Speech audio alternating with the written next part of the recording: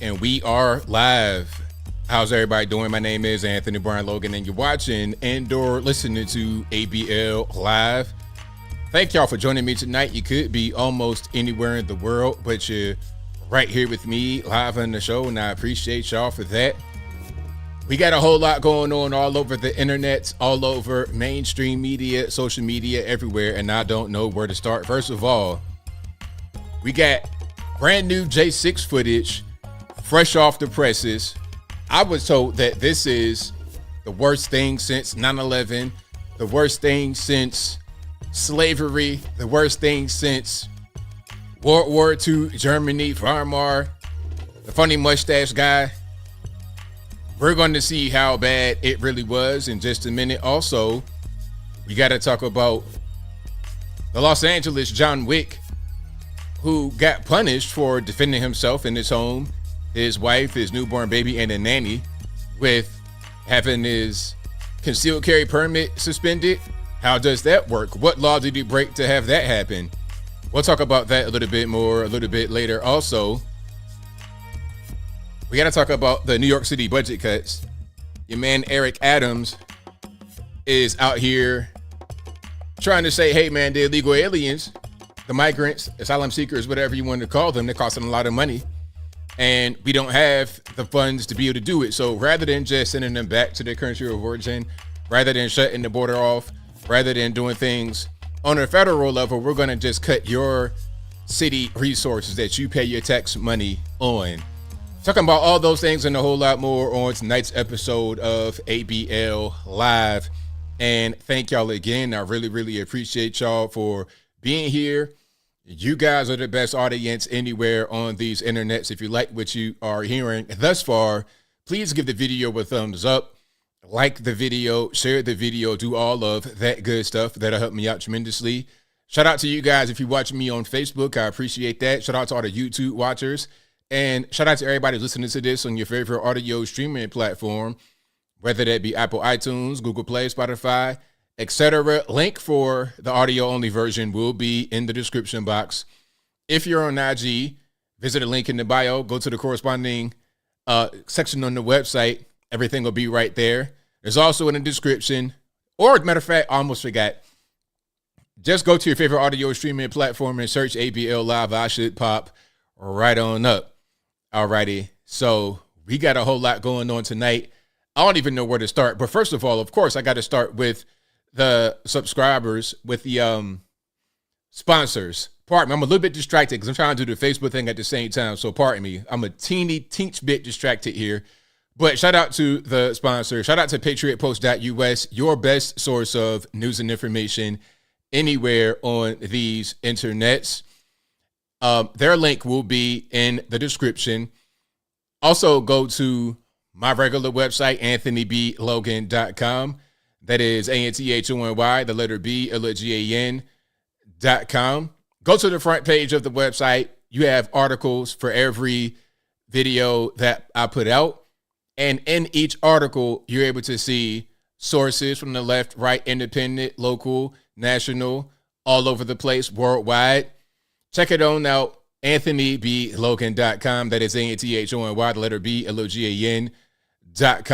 Go to the contact page of the website, AnthonyBLogan.com/contact. There you can find my email address, my email address, my social media accounts, my Facebook, Twitter, not going to call it X, Instagram, all that good stuff is right there. And of course, as I always say, if you're wondering if you are conversing with me or not, just go to the contact page and see if the method of communication is listed. My email is very easy to see. It's easy to remember. contact@anthonyblogan.com. It's my name. I'm easy to find. Search ABL on the internets. I'll pop up. My website is always in every description of every video. Easy to find. AnthonyBLogan.com. And the email address is contact@anthonyblogan.com. My email address is not 5,000-pound Lithuanian scammer at hotmail.com. My email address is not Nigerian Prince Scammer 007. Here to take all your money. Convert US dollars to Naira at outlook.net. That's not me. Don't get scammed. Nobody has time for that. All right. So again, AnthonyBLogan.com is where you want to go. Also, you guys want to go to ABLmerch.com. We got the hats, t-shirts, stickers, hoodies, mugs, and more right there on the website. Again, ABLmerch.com, ABLmerch.com. Now, I'm checking the Facebook, and you guys are saying there's no sound. Well, I don't know how that's even working. Facebook, come on, Facebook. I need you guys to get it tightened up. Let me see if I can fix that right quick on Facebook. And thank you guys for being here, helping me out with what's going on. Y'all give me a second. I'm going to tighten that up. Now, the reason why I'm doing the whole Facebook thing is because I know I need to have another place where people can see what I'm talking about aside from YouTube, because we got 2024 coming up. That's going to be very important. 2024 is going to be crazy. They're going to do a lot. They're going to do a whole lot. So that's going to be really important. I think what I'm going to do is end that particular one over there. That's weird. It should be working. I'm not sure why it's not working. That's really, really strange. So I think I'm going to end that one over there. You guys on YouTube should be good. I see that everything's fine over here. There should be no problems. So I'm going to end that one, and then I'm going to start it again. But you guys on YouTube ain't going nowhere because I got the YouTube on. It's going to be perfect. So let me go ahead and start that again. And then we are going to get back rocking and rolling. So we got a whole lot going on tonight. There's a whole lot of topics, a whole lot of things, a whole lot of videos. And y'all please pardon me because this whole Facebook thing, I got to do it. But I'm going to get right back on track. We got a whole lot of videos. Have you guys seen the January 6th stuff? Have you guys seen the January 6th videos? We're going to get into the videos in a moment. Y'all hang tight. We will get into the J6 stuff in just a minute. But have you guys seen any of that? I mean, it's crazy how you have people who have been locked up for months and years for simply going into the Capitol. All they did was just go inside. And I've seen a bunch of other videos from all over the country recently and back then and before then. When I say then, I'm talking about J6. I'm talking about in 2015, 16, 17, 18, 19, 2021, right before J6 and after J6 up until recently, just a couple of days ago. I've seen videos that are worse than what some guys have gotten locked up for. Now, of course, there was a riot happening on J6, but there was much more than just a riot. There was other things going on that was not a riot. When I say much more, I mean other things. You had peaceful protests. The videos I saw, you talking about single file line, all that good stuff. Oh, we will velvet ropes, all that. Yeah. Yeah, velvet ropes. It's like, what are we doing? Handshakes and hugs and all kind of good stuff like that from the police. It's like, well, what are we really doing? What's really going on? Okay, y'all give me a second. I'm going to restart the Facebook stream. But in the meantime, thank y'all for being here over on the YouTubes. I appreciate y'all. If you like what you're hearing so far, if you enjoy the content in general, please give the video a thumbs up. Like the video, share the video, do all of that good stuff. That will help me out tremendously. All right, let me just make sure everything's going the way it's supposed to go. Everything should be fine over here. Let me just make sure. Yeah, everything's good. I see that. I'm getting audio, video, or whatever. Okay, cool. We good now. So now I'm going to go ahead and just get that cracking again, and then we're going to keep on rolling. Yeah, Facebook I hate. I really do. But I got really good advice, and it's like, hey, man, you need to go over there and make your presence known. Don't just let them win. You need to go over there, take it over, and do what you got to do. All right. So that's what I'm doing, and I think I'll be able to be good. Okay, cool. So I think I'm good now over there. So now I'm going to restart on that particular page, and welcome back, Facebook. We had a quick little bit of technical difficulty, but we back in the building. And shout out to the YouTube gang. We are here. Now, I'm gonna start with some of the videos that I've seen throughout the week that I've not put on my videos. There is a whole lot going on. I got a funny one. I got a really funny one I want to show you guys. People realizing that New York City is not what they thought it was going to be. I got to show that one. This was a pretty funny video. I can't really tell if the guy was just trolling or if he was serious, but I think with a lot of these jokes that get put out, there's an element of seriousness to them. These guys are not just saying things just to be saying things. They are pretty serious, and I got a lot more to show as well. All right, so y'all please hang tight. We will get into it. I got a good story about Kanye West on an entertainment front.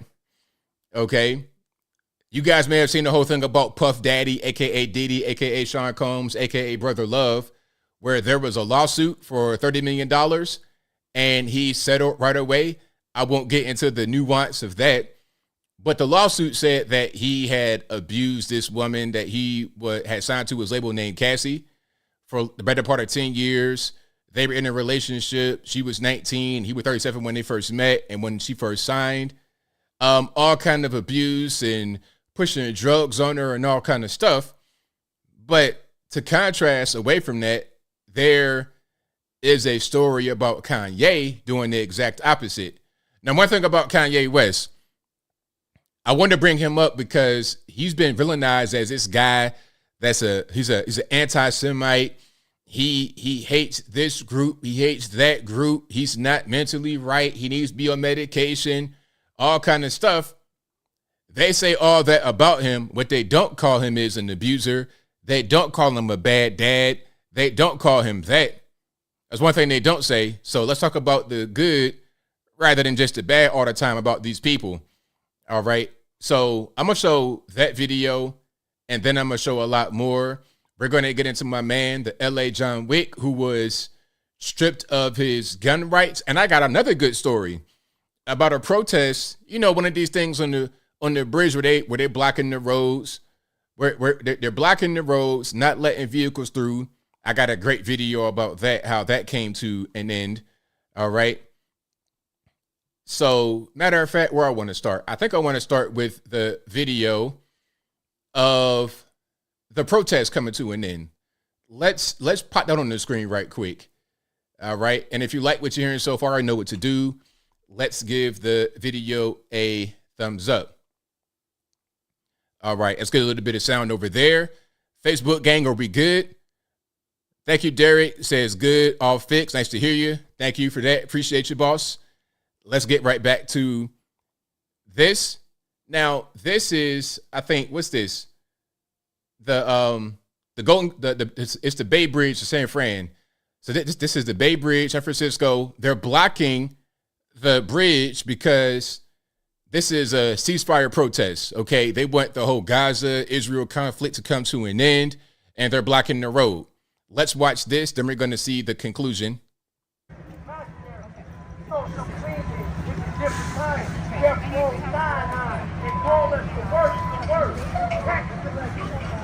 Now, look, I understand people have their opinion. People have their viewpoints about Israel, Gaza, whatever. I'll play one more time without the sound.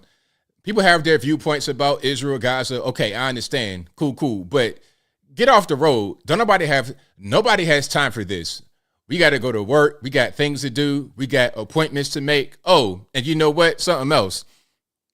And it did not work. Quid Voltage. It did not work.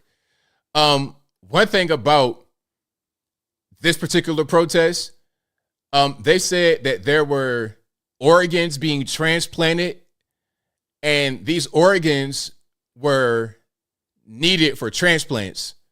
So you're talking about if you have, let's say, a liver or a kidney in some kind of refrigerated device, it has a very short shelf life, meaning if you're stuck in traffic because of these guys and whatnot, these non-binaries or whatever they want to call themselves on the bridge, that's going to create a situation where somebody might end up losing their life because the organ that was going the way to them wound up expiring due to not being able to get through the traffic.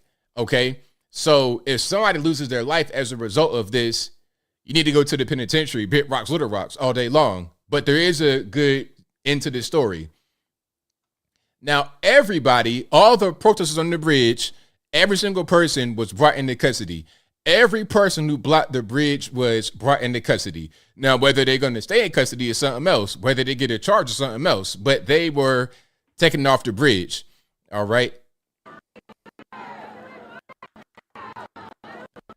That's not my sound. That's their sound. So I'm going to go ahead and turn it off. But we see what's going on here. We got the boys moving in, and we got the paddy wagons, the buses.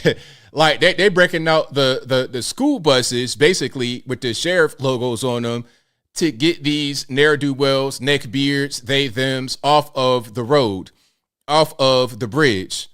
Lock them up. Exactly. Lock them up.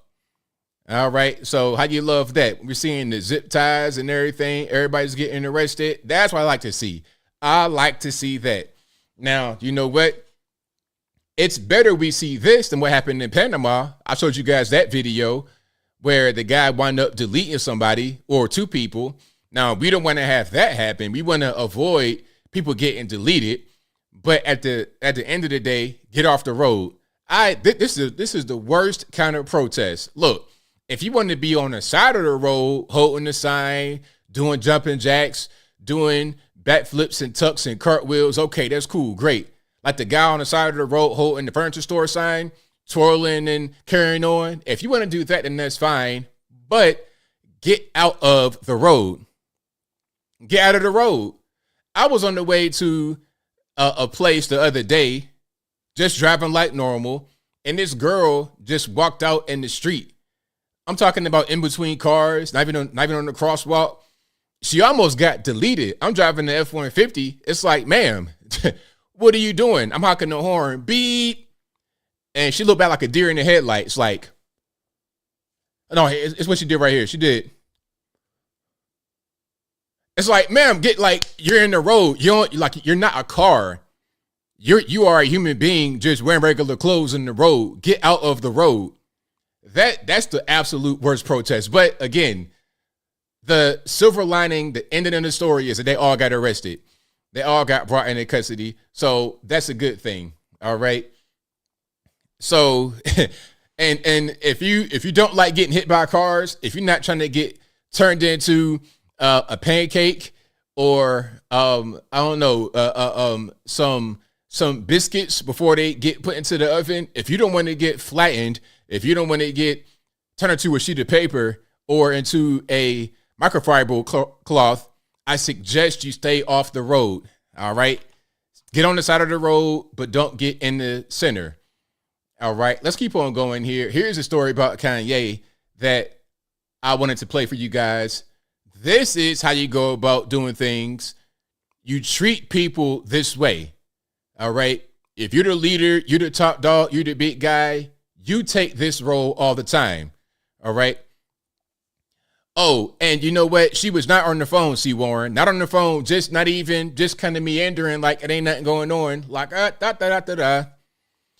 trying to go from trying to like cross the street, but it's like you're walking in between cars. Okay. You're walking in between cars. It's like, what are you doing? Some of the cars were stopped at a stoplight, but traffic was still going. And she was looking the other direction. It's like, you still got traffic coming this way.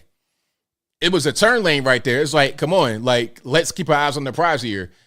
Man, look, she was that close to flying in the air, a whole pinata. Anyway, here's a good story about Kanye West. Let's check it out. Crazy headlines that go up about Mr. Kanye West. I will always have a soft spot for it. I genuinely think he's a good dude, and that's because of a personal experience I had with him. I used to be a backup dancer for Mr. Kanye West many, many years ago. It was when he came to Australia for the Splendor in the Grass show, and he came to town and he hired like 20 Australian girls to be his ballerinas. Now, one night after the show, we went back to his penthouse, all of us dancers and his crew, and we went for the after party. Hey, guys in the chat, please stay focused. Stay focused and hear what she's talking about. So to recap right quick, Kanye West went to Australia and he hired a bunch of girls to be backup dancers, and she was one of them. And she is recapping the story of how that whole interaction went. A bunch of us were out on the veranda. So there was like Kanye, the two ballerinas that he traveled with, the female ballerinas that he traveled with. And then he had like a bit of a posse that came around and traveled with him. Kanye was inside on his laptop, I don't know, doing something. And a bunch of us were out on the veranda, we were like dancing and drinking and all that sort of stuff. Now, we were all sitting around, and a bunch of the guys that were like Kanye's little posse were like standing around, and they were like dancing and twerking, and they're like, blah, blah, blah, join in. And I was like, oh no, I'm okay. I'm just sitting here. I'm just relaxing, just chilling. And out of all the girls, I think I was probably the thickest, right? So I don't know. I'm generalizing here, but I think the Americans liked thick girls, and they like were honing in on me. They were like, come on, dance, twerk, come on, get up, twerk, blah, blah, blah. And they were like full on shaking their bum, like trying to like get me to do what they wanted to do. And there was one of Kanye's dancers, she was like grinding on one of the guys, and I was like, oh, I don't really want to do that. And they were all like, it was a lot of pressure. Like I could feel the walls closing in on me. I felt really, really uncomfortable. And I kept saying no, and they were like, come on, come on, come on. And I kept saying no, and they kept coming in. And I was getting to this point where I was like, I feel really unsafe here. Like there was a bunch of really intimidating dudes like honing in on me, asking me to like dance and stuff. And then out of nowhere, Kanye literally like burst through them and was like, bro, she said no.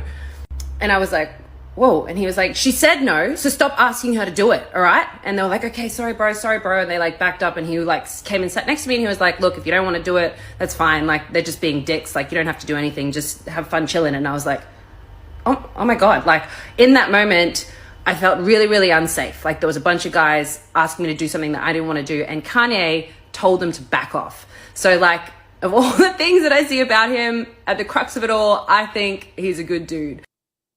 Maybe he does some crazy shit, but I will always have a soft spot for you, yay. So there you go. That is your positive Kanye West story. All the media want to try to call him crazy, want to try to call him anti this, anti that, but I've never heard about him doing anything inappropriate.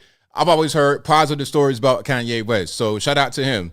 Shout out to the good guys out there that stand up for people, women, men, whoever may be in a bad situation, like what was happening to her right there. So shout out to him. Shout out to him. Somebody said liar.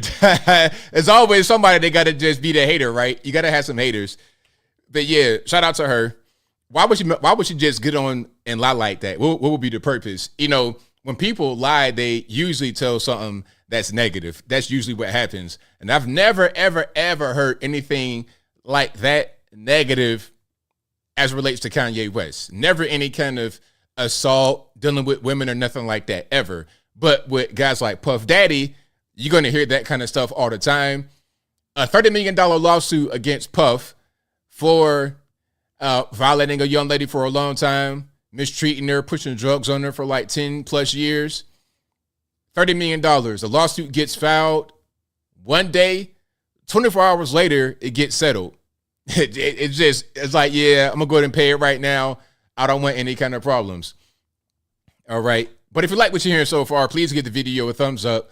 Like the video, share the video, do all of that good stuff. That'll help me out tremendously.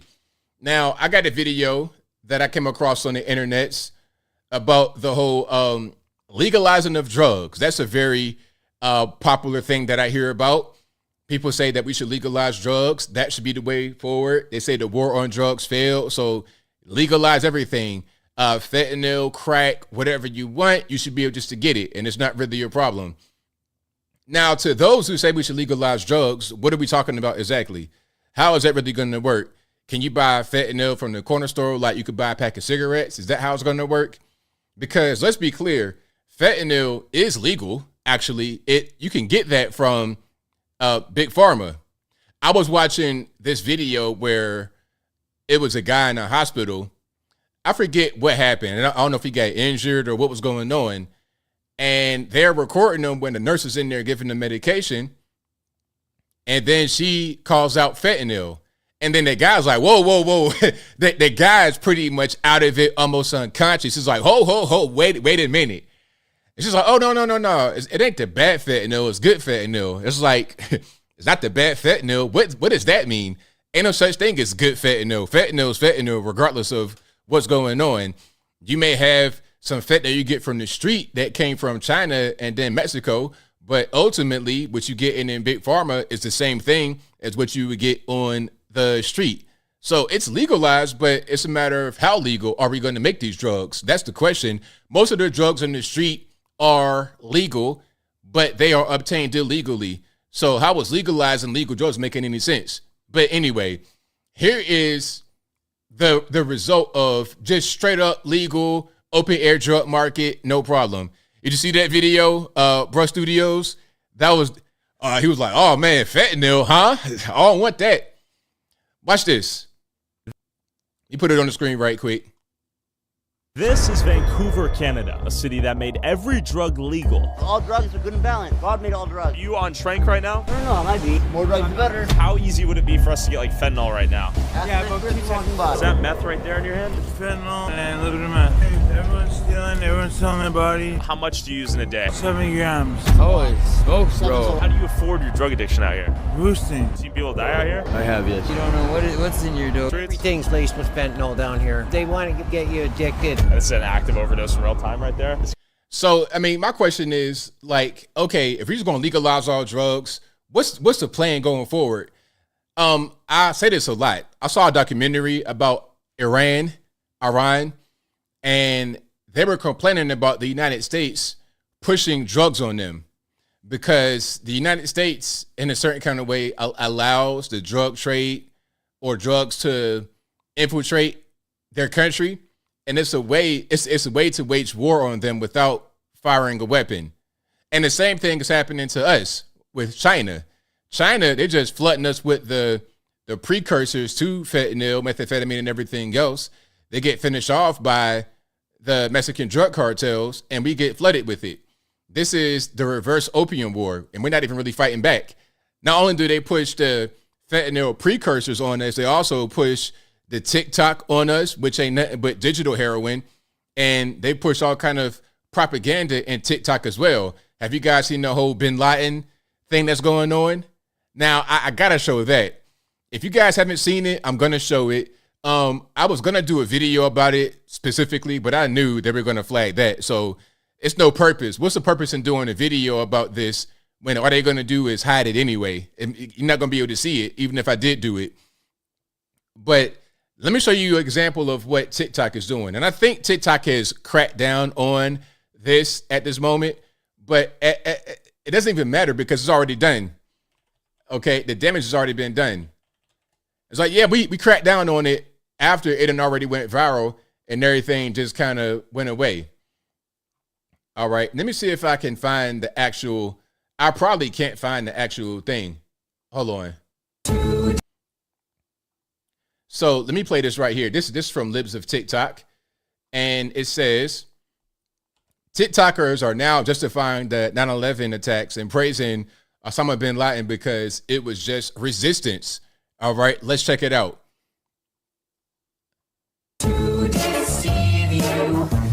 So if you can't see what's going on, it says me when I got the news in 2011 that we got him. And then she's celebrating and cheering and everything else. My voice just wants to leave. And then she is looking distraught and everything else with the caption 2023, reading his letter to America knowing he was right.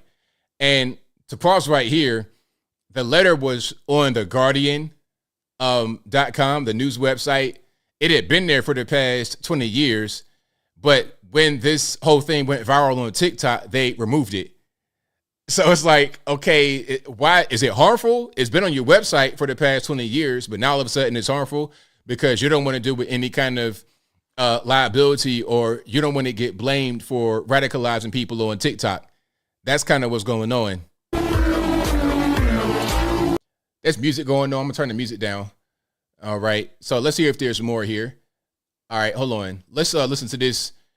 This character right here, I'm not quite sure what this contraption is on his head. Is that a do-rag or bonnet? I'm not sure what's happening, but I know we're gonna get a grade A We're going to get some grade A information from this character right here. Before you even read the letter, I did want to mention.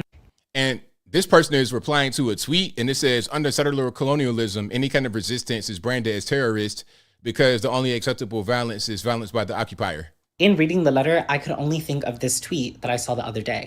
Under settler colonialism, any kind of resistance is branded as terrorist because the only acceptable violence is violence by the occupier. So please keep that in mind when reading the letter. We really need to stop paying taxes because they ain't doing nothing but messing up everybody else, and America is the bully. And it's sad because they have brainwashed us to think that we was the best country on the planet, when in reality, we're the worst fucking country on the planet. It is just insane because this letter is so well written and so reasonably structured in an argument. Like, you got to present your findings, you got to state your cause. Now let's pause for a minute. Can we just address some elephants in the room? At least two, but really one. Bin Laden was a CIA asset, just like all the rest of them. Saddam Hussein, Gaddafi, Noriega, all of them. All right, who wound up getting deleted after they no longer served their purpose. But aside from that, since we know that Bin Laden was our ally at one point, how do we know that he wrote it? You see what I'm saying? How do we know that he wrote it? All that, like, everything he said was valid. All right, so there you have it. That's what's going on. So the youngins are on TikTok discovering letters from 20 years ago and saying that we did it. It's our fault. We're the ones that caused the Twin Towers to happen. We deserved it, all kind of stuff. All right, and I think the letter in a nutshell was talking about U.S. imperialism and getting involved in conflicts in Middle East with Israel, all kind of stuff like that. That was the general gist of it. If you guys have more context, so let me know in the comments below. But yeah, that's what's going on over on TikTok. So, and how I got to this particular point was talking about the drugs that they push on us with the fentanyl precursors, the methamphetamine precursors that the cartels take and finish off and then flood us with, making us be totally dependent upon the drugs. And then the food that they push on us, which is totally toxic and poisonous. And then the stuff on TikTok that they give us, the poison they give us. And I say it all the time. I say it every stream almost. China does not allow TikTok. TikTok is a Chinese product and it's banned in China. So they will give it to us, but not to themselves. Just like the drugs they give us. They don't want their people to be on drugs, but they'll give it to us. They're not going to send methamphetamine or fentanyl precursors to their people, but they give it to us. They're not going to give the garbage on TikTok to their own people, but they give it to us. They don't care about your kids and the screen time. It's like, hey, man, if you want to have your kids be in front of the phone for a certain number of hours and consuming the TikTok and all that kind of stuff, they'll let you have it. It's no problem. No problem at all. They'll let you do it. And that's just kind of how it goes. All right. Shout out to Facebook comment. Derek says, I'm all for legalizing, but all the hard drugs can only be used at a hospital. This would make it a cash cow for the government. I don't want to use it because it's going to cost. I mean, the thing about it is, the thing about these hard drugs, you don't want them legalized to the point where you could just get it easily and there's no problem. That's gonna create more problems than it solves. That'll most certainly create more problems, more issues than it would solve. All right. Hold on. Let me just get myself together over here. If you like what you're hearing so far, please give the video a thumbs up. Oh my gosh, what is happening? Let me just get it together. Give me 1 second. We're gonna keep on going here. Now, I think I know what's happening. It's just, yeah, there we go. All right. Shout out to the Chrome browser. Let's tighten up Chrome. All right, this is what I wanted to do over here. I just wanted to share it to my regular page. But yeah, that's what's happening over there with the TikToks, social media. I got a few more videos we're gonna get into. Oh, and speaking of some social media cringe, I gotta show you guys this. Now, the message that is the message here, I'm not against. I'm not mad at the message, but I think that it's a little bit cringe. All right. So let me just go ahead and show you what's going on rather than talking about it. Let me just show you what's cracking. Now, we all know about the posters of the missing people over in Israel. They're put all over the place. They're put on, they're put in areas where it makes sense for these posters to be. Street corners, a little bit of everywhere. They're put over there. It makes sense. But this particular one right here is kind of strange. Let's go ahead and check it out.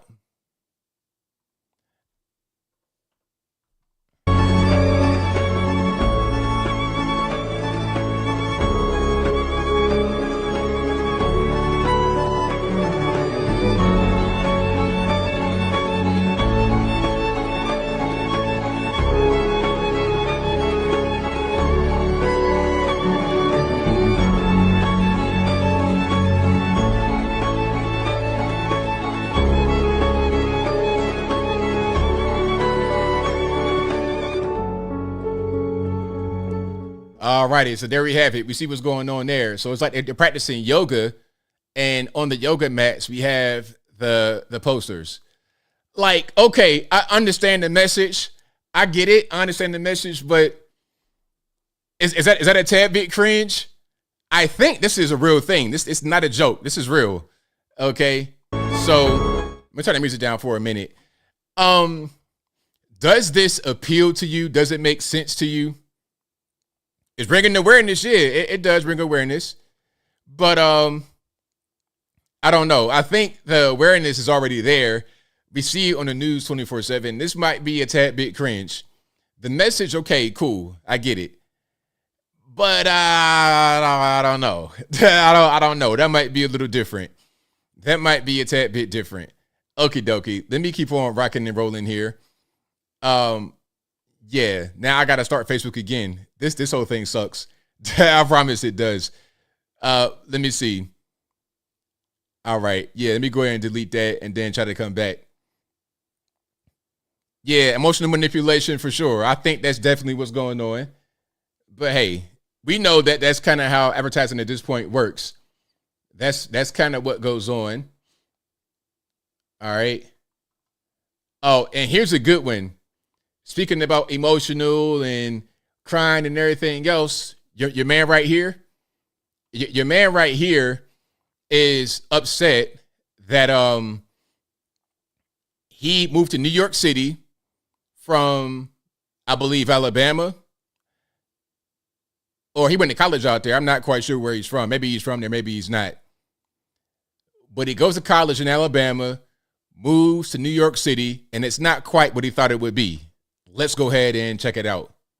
New York City is just like not what I thought it was going to be. Like, it's so lonely. It's disgusting. Like, it's so dirty. Like, it's not what I thought. Like, it's not what it looks like in the movies or the shows at all. Like, I thought I was gonna be like living in the West Village and like, you know, dating like a rich man who's like an heir to a Fortune 500 company, but that's just like not happening. Like, I'm waiting in line at a place called Pianos every weekend to just, you know, get drinks spilled on me by frat bros, and it's like all of my Greek life friends have left the city because like they couldn't handle it. I'm just so lonely and it's so expensive and my view is a brick wall, and it's like, why did no one tell me this? It's just, and it's again, it's so expensive. It's like these things aren't like published on the internet. It's like I had no idea, and I thought I was gonna come here and like it's not.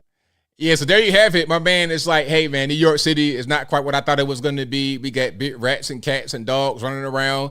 Okay, it's kind of dirty. It stinks and it's expensive. And the sugar daddy I thought was going to be here is not here. I'm out here grinding. I got to work like a regular person. I'm a regular normie out here, and it's rough. Hey, man. Hey, somebody said it right there. You got to tighten up. Somebody said, toughen up, you wimp. Tighten up, bro. You got to get it together. You got to tighten up. That's just, it is what it is. Why is he acting like that? I think we know why he's acting like that. I think we know just the reason why he's behaving that way. And it is what it is. So shout out to him, my man. You just got to get it together. You've got to get it together. You got to just get yourself on the right path. That's all you got to do. All right. Let's keep on going here. If you like what you're hearing so far, please give the video a thumbs up. Like the video, share the video, do all that good stuff. That will help me out tremendously. And he had only been in New York City for the past 6 months, just 6 months. And he's already crying and acting the fool because things are not what we thought it was going to be. All right. So where are we going to go next? There's a lot we got going on. And shout out to you guys for being here. I really appreciate y'all. All righty. And, wow. Hold on. I got something here. I might not be able to play that. Let me see if I can get away with it. It's on Fox, so it should be okay. This is about San Francisco. We know about the summit, the APEC summit with all the Asian leaders and heads of state, Xi Jinping, the big dog, Gavin Newsom, the possible 2024 Democratic presidential nominee. He was in the building, of course, because it was in California. He's the governor of California. He was there alongside his wife, maybe the next first lady in the eyes of the Democratic Party. Hopefully not. But there was a lot of other stuff happening in San Fran as usual, as per usual. Now, let's check this out. I was going to play this. I saw this clip. They're going to see. Okay. You see this right here? You see that right there? The woman right there? I saw that clip uncensored, so I knew I couldn't play that. But Fox did me a solid, and they censored it. Shout out to Raw Ricky 1415. I played this video before. This guy, I played this video as a short on my channel where he was going through San Francisco, and it was a bus full of kids getting off, and the kids are getting off right in the middle of all the dope heads, the drug addicts. That was the same guy. And he's still out there in San Fran recording. This lady was washing herself off totally topless in front of a store. And then there was a guy right next to her smoking fentanyl. And right in front of the business, UPS trucks right there, broad daylight, like it ain't nothing going on, right during the APEC summit. Okay? That is what's happening in San Francisco. Let's keep on going. They're not going to show the uncensored version, obviously. Aaron Stalkup is a San Francisco resident. So you saw my man right here. Hold on. So this guy right here, he's smoking fentanyl. It's a store right here. It's a business right here. And she was bathing herself with the water on the ground, halfway naked, just for no reason. Francisco resident. Darren, thanks for being with us tonight. What does San Francisco look like tonight? Thanks for having me, Will. Always a pleasure to be here on Fox. I mean, how can anyone say that's okay? Do you see this? Listen, I have no words. I'm going to just let him talk. Long story short, the refentanilization of San Francisco happened almost overnight, and the cleanup efforts by Joe Biden, Gavin Newsom, and London Breed were futile. Walking around downtown San Francisco today, I saw countless people on the sidewalks exposed to the elements. Yeah, we are witnessing a fentanyl genocide in our community. There are thousands of people homeless on the streets, struggling with mental health and drug addiction, and Darren, it's pretty bad. What corner was this all swept into for about 5 days, for about a week? Where did Newsom and Breed stash everyone in all of San Francisco province? That's a very good question. So typically downtown, specifically the Tenderloin and South of Market area districts were the problem zones, but because of the Asian Pacific Economic Cooperation Conference, downtown became clean, and the surrounding neighborhoods saw an increase in homelessness and fentanyl use. And now that the conclusion of the Asian Pacific Economic Cooperation Conference has happened, we are seeing, back to our regular scheduled programming, people shooting up, inhaling fentanyl off tinfoil. And it's really sad because for years, I mean, days upon weeks upon months on end, San Francisco citizens have begged local leaders to please do something about the quality of life in our community. We were ignored. Biden comes into town, cleans everything up. Suddenly everything's sparkling clean for about a week. And now after the Asian Pacific Economic Cooperation Conference has concluded, we are seeing the re-fentanylization of San Francisco. And really quick, the re-fentanylization. Say that 5 times 5. Re-fentanylization of San Francisco. Now, my thing is, if they can clean it up for that amount of time, why can't that be permanent? I don't understand. Like, let's let that be a permanent thing and have it always be clean. Really quickly, Darren, before I go, what does that say to you? The fact that it could be cleaned up and now that's been returned to its permanent status, what does that say they think of you, the San Franciscan? Well, it's a real eye opener, Will. It's extremely shocking to see what they can do when they want to do it. It's like, I mean, I'm telling you, for days upon weeks upon months upon years, we begged local leaders to please clean up our community. Our community has become uninhabitable. Stillborn babies in porta potties, women giving birth on the sidewalks, tents catching on fires, people jumping off buildings, small mom and pop shops being targeted, grocery stores ransacked. Fentanyl is $3 a gram, cheaper than a loaf of bread, cheaper than a gallon of milk, cheaper than a gallon of gasoline. And fentanyl is really just a form of chemical warfare on the American people. Biden and Xi announced they're going to crack down on the fentanyl trade, but actions speak louder than words. They said the same thing last year, and I'm hoping to see an actual change. But I'm hoping for the best and expecting the worst. Well, city made nice for a Chinese dictator and left horrific for resident Americans. We appreciate you being on tonight with us and letting us know what it's like today in San Francisco. So there you have it. That's what's happening. That was the result of the cleanup for the APEC summit. Again, that's the Asia Pacific Economic Cooperation Summit in San Fran. You had 20,000 people. Dignitaries, leaders, executives, a little bit of everybody was there. And as a matter of fact, there was a big dollar dinner. It's funny because there was the APEC summit. It's a big dollar dinner. And then right after the dinner, there's a big advertiser, I guess you would say, boycott or exodus away from Twitter. Immediately, I'm going to show you the dinner, who was there, and then I'm going to show you the boycott. And some of the people that were there at the dinner are the heads of the companies that are now boycotting Twitter. Now, I'll ask you this question. Do you think any of these companies are going to boycott TikTok over the whole Bin Laden thing? Are they going to do that? Are they going to boycott TikTok over the promotion of the vehicle theft, the Kia and the Hyundai boys? You could go on TikTok and see a tutorial on how to carjack a vehicle. Not a carjack, pardon me. How to steal a vehicle with no key. Are they going to boycott TikTok over that? I think not. Why? Because Xi Jinping is a big dog, and you're not going to boycott his company.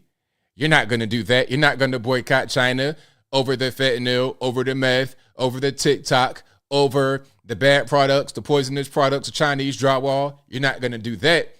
But Elon Musk comes in and wants to provide truth, reality, non-bias. All of a sudden, you want to boycott him. Funny how that works. Now, let me see if I can find the actual clip I am referring to. Y'all give me 1 minute here, and I'm going to try to get right back on Facebook one more time. One more time. Let's go ahead and try it now. I think we should be good to go. All righty. Let's do it this way. Going live in 3, 2, 1. And we're back on Facebook. Thank y'all again for joining me if you're here. And we're going to keep on rocking on the YouTubes. And if it fails again on Facebook, I'm not going to do it no more tonight. I promise I'm not. But again, thank y'all again for joining. If you like what you're hearing so far, please give the video a thumbs up, like the video, share the video, do all of that good stuff. That'll help me out tremendously. All righty. Let's keep on going here. So let's do it this way. The video I'm talking about, it was it said it's a big club, and you know the quote from George Carlin, it's a big club and you ain't in it, something like that. Let's bring that up. That's a very important thing to see. Then we're going to get into some of the January 6th footage. That's important because the media only wants you to see one side. They don't want you to see the entire thing. They don't want you to get the full picture. And that is not a good thing. Let's get the entire picture. Let's get the full shebang. All right, let's do it. Here we go. Boom. So here's a dinner. All right, let me put it on the screen. And the dinner was for Xi Jinping. Really, Xi Jinping is leader of the free world. It should be Joe Biden, but we all know that Joe Biden is pretty much weekend at Bernie's. So when you don't have a person that's actually a leader, you got a caretaker called Anthony Blinken that's pretty much right beside him all the time. When you have that going on, who's going to be the actual leader that fills in? Is it going to be Vladimir Putin, who's dealing with the whole Ukraine conflict? Or is it going to be Xi Jinping, who nobody wants to touch at all? Ain't nobody going to Taiwan trying to start that battle. You go to Taiwan if you want to. It'll be your last battle, the whole world's last battle. So let's see who's at the dinner.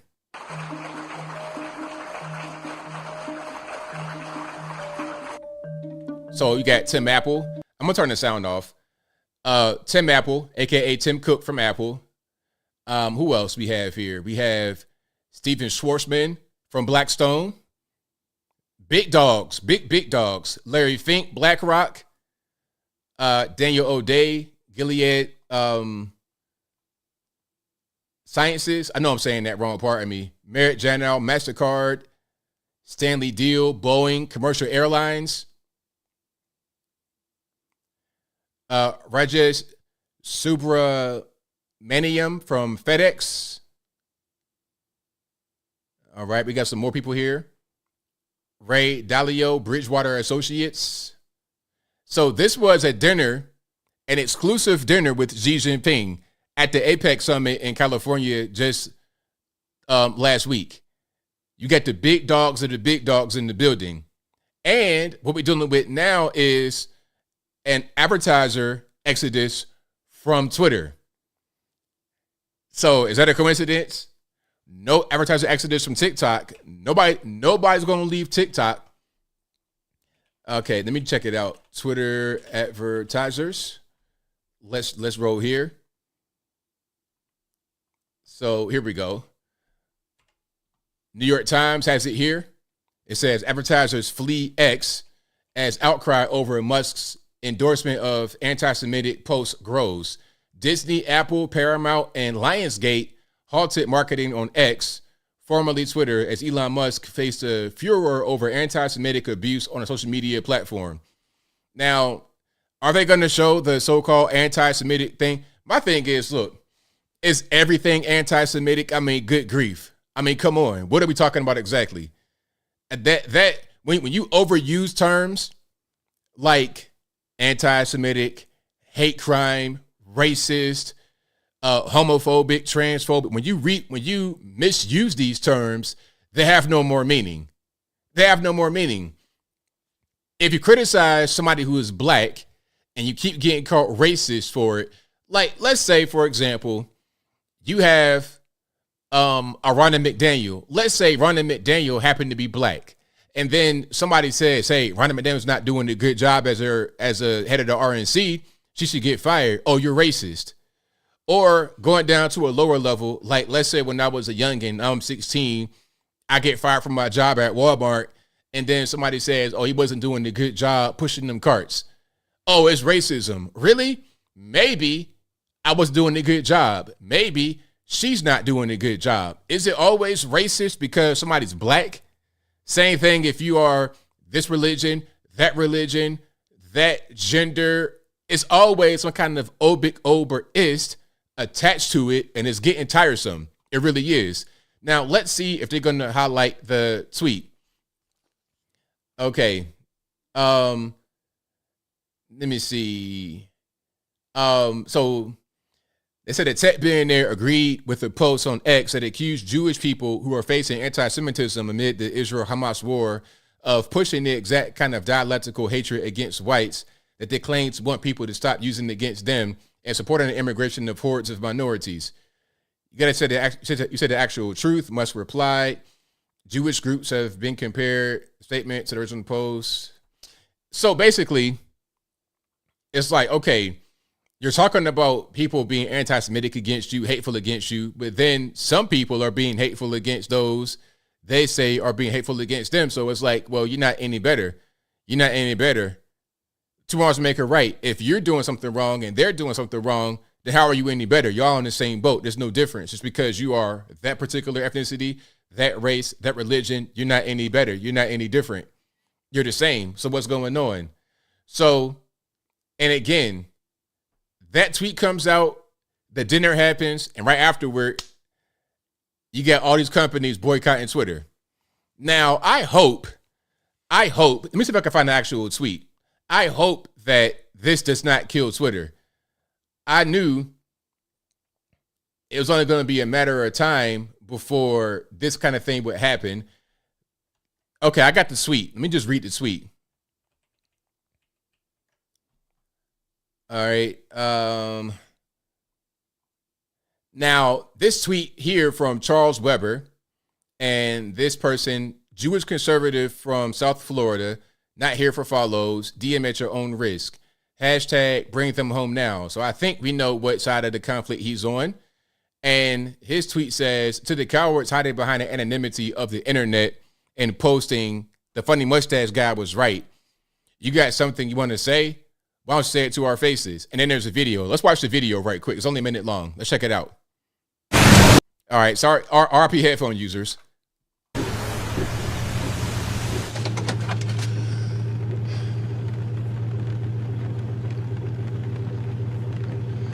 I saw what you've been posting. Hitler was right. I didn't teach you that. You hide behind your screen, spewing all this hatred and ugliness. You got something you want to say? Get out of the truck and say it to their faces.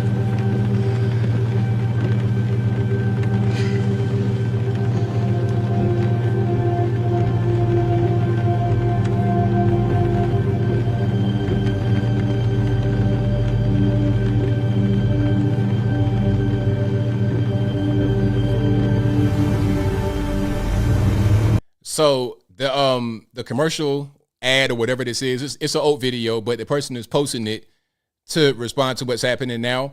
At the end, if you can't watch the video, it says the funny mustache guy was right, was posted over 70,000 times last year. I'm not quite sure when this year was. And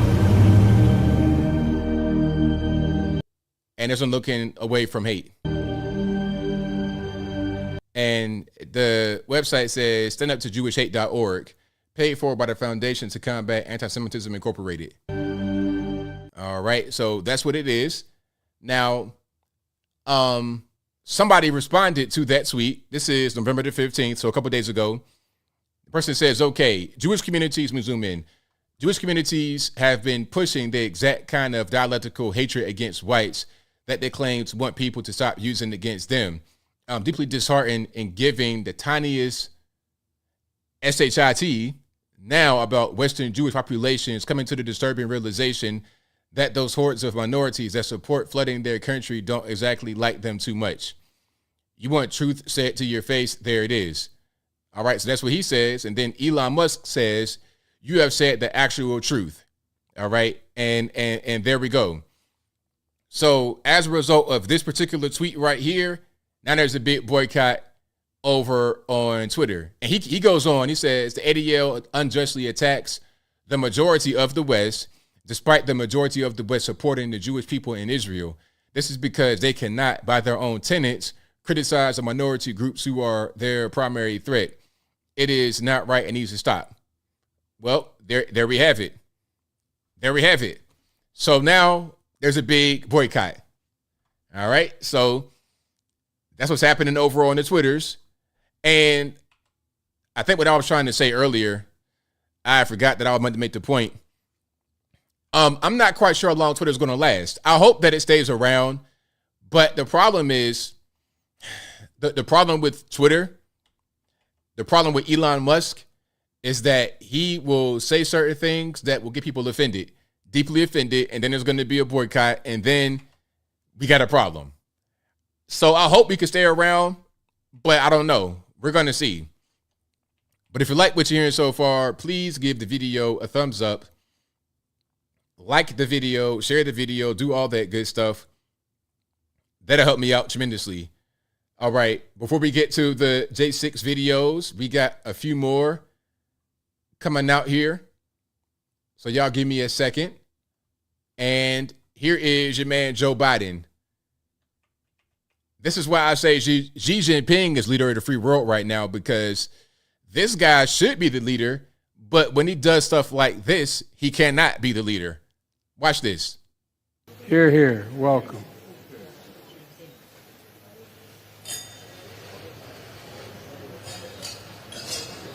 Bon appetit.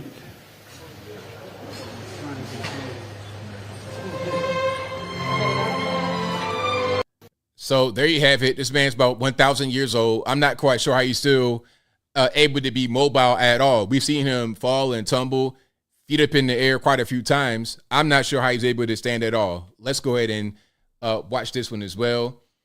Let's just watch it. I don't even want to read the caption.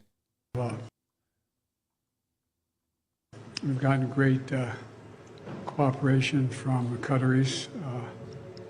I've spoken with them as well a number of times. I think the pause and that the Israelis have agreed to, it's down to, well, I'm getting too much detail. I know, Mr. Secretary, I'm going to stop. But I am mildly hopeful. We've gotten great. I know, Mr. So, okay, you see the piece down here. Watch this. That the Israelis have agreed to. It's down to, well, I'm getting too much. So, what is Blinken's actual job? Is he the caretaker? You see, Blinken is like giving them direction from the crowd, like, nope, stop, don't say anything. Detail. I know, Mr. Secretary, I'm going to stop. It's like, come on.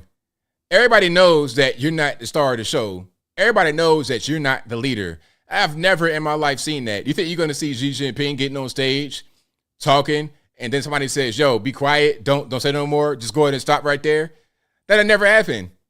That'll never happen. That's totally embarrassing. But, hey, that's your guy, 81 million, right? 81 million. If you get 81 million, I can't tell. I cannot tell. All right? So let's keep on going. Let's watch. Hold on, not the video. Matter of fact, we're gonna get straight into the J6 stuff. Let's get straight into it. Because this is pretty important. You got all these people talking about how bad J6 was. It was the worst thing in the world, but was it really that bad? And the problem is that a lot of people who are in jail right now did the things that I'm going to show you in these videos, not the violence. You got Liz Cheney, the former GOP House rep, because she lost. Bringing her dad out didn't help at all. The former GOP House rep, she posted a video that she wants you to think the entire J6 was all about, but it was not all about that. There were a lot of peaceful people not doing anything, giving officers high fives and hugs and handshakes and everything else. That was going on a lot. But the narrative's got to be the narrative. And as I said, I knew that it could go that direction before it even happened. I figured that it might be that way because when I was getting invited or asked to come, because it wasn't no invites, it was a thing that was anybody could come there. You could just be a regular person, a bystander, and just go to the rally. It was open like that. It was not an invite thing. People were asking me to come. I'm like, no, I'm good because it's too open. You're going to have all kind of just rabble rousers, Antifa, Black Lives Matter, because I was in D.C. in 2020. I think it was in November 2020 with Blexit. We had a march of 2,000 people, and it was good. The reason why I went to that march is because we had an invite. Matter of fact, hold on. Let me play the march I went to, and then I'm going to play the J6 videos. But the reason I went to the march was because we had an invite. We were invited, and it was a controlled environment. It was not a bunch of randos showing up. It wasn't a thing where you could just be part of the rally. And if you just joined in and we didn't know you, that didn't happen. We had a police escort. Everything was planned and it was right. Matter of fact, hold on. Let me see if I can find the actual rally on the YouTubes. I'm sure that it exists. All right. Let me see if I can find it. Okay, matter of fact, I found a news clip of us. I ain't gonna show that one though. That's not what I want to do. Let me see if I can find it here. I might not be able to. All right. But you get the idea what I'm talking about. Yeah, I'm not gonna be able to find it. But let's go ahead and go to the J6 stuff. If I can find that other video, maybe I'll throw it up a little later. But here is what Liz Cheney wants you to see. She wants you to think that this is all that was happening on J6, although that's not true. And not only Liz Cheney, the entire mainstream media, maybe even the Fox, want to tell you that this was all that was going on. Let's watch. Okay, can I play it or no? Like, what's really going on, Twitter? Yeah, y'all got to start paying your server bills. I know you have an advertiser shortage, but come on.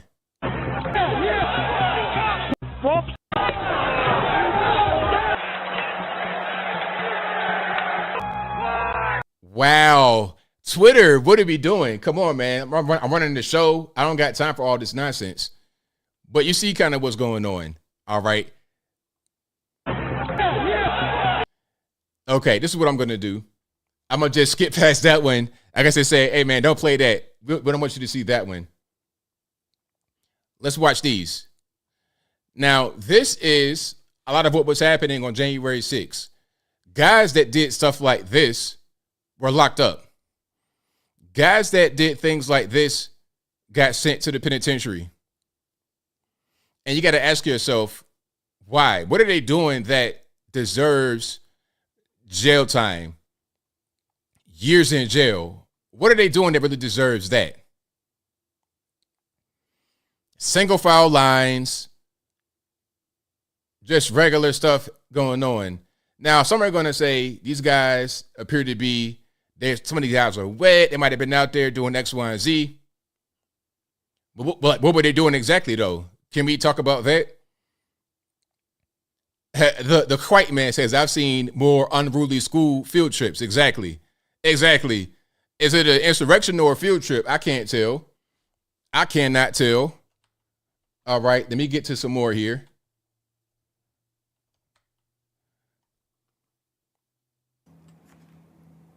Another insurrection. And there's no real sound on these videos.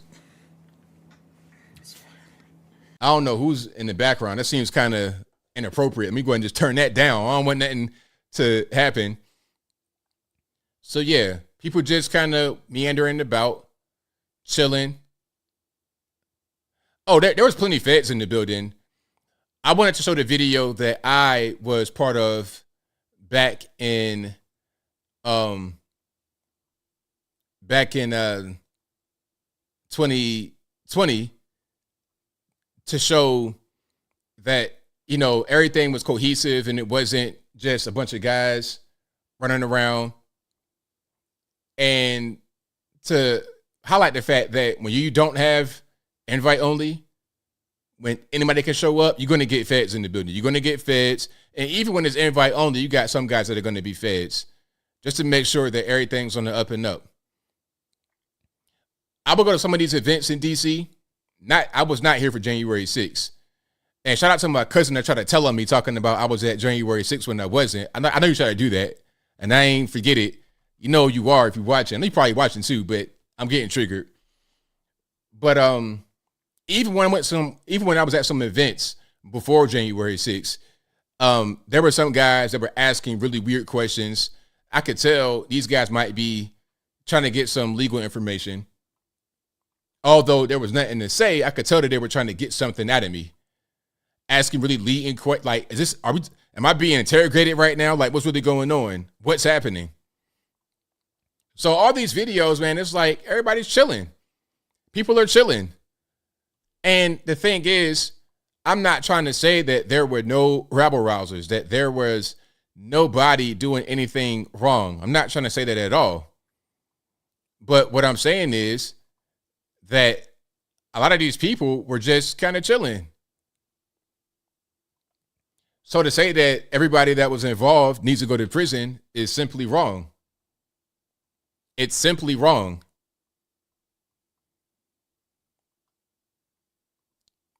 See, people are just, doors being open for people. Everybody's just kind of, you know what I mean? It's not really nothing. Meemaw, look, come on, man. Like, you really going to try to lock Meemaw up right here? You see her at the bottom of the screen?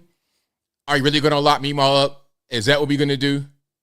If anybody, if you lock her up, or anyone that's exiting the door, really, you know it's politically motivated and it's not because of any kind of safety hazard. You know that it's not that. It can't be.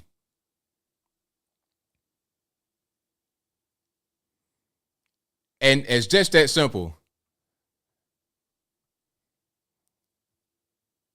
Someone, yeah, Player 180 says, what ABL is saying is that J6 is mostly peaceful protests. Basically mostly peaceful protests. I mean, if it's not, I can't tell. You got grandma out there just hanging out, chilling. All right. And then we got police. Look, shaking hand. Look, you see that? Watch this. Watch very closely. Handshake right here coming up. Watch this. Boom. Handshake. Okay, police and the protesters walking hand in hand. It's all good. Handshakes. And we got a bunch more handshakes coming up. A lot of handshakes. Shout out to Alex Rosen, says, a effing Celine Dion concert gets crazier than this. I believe you're right.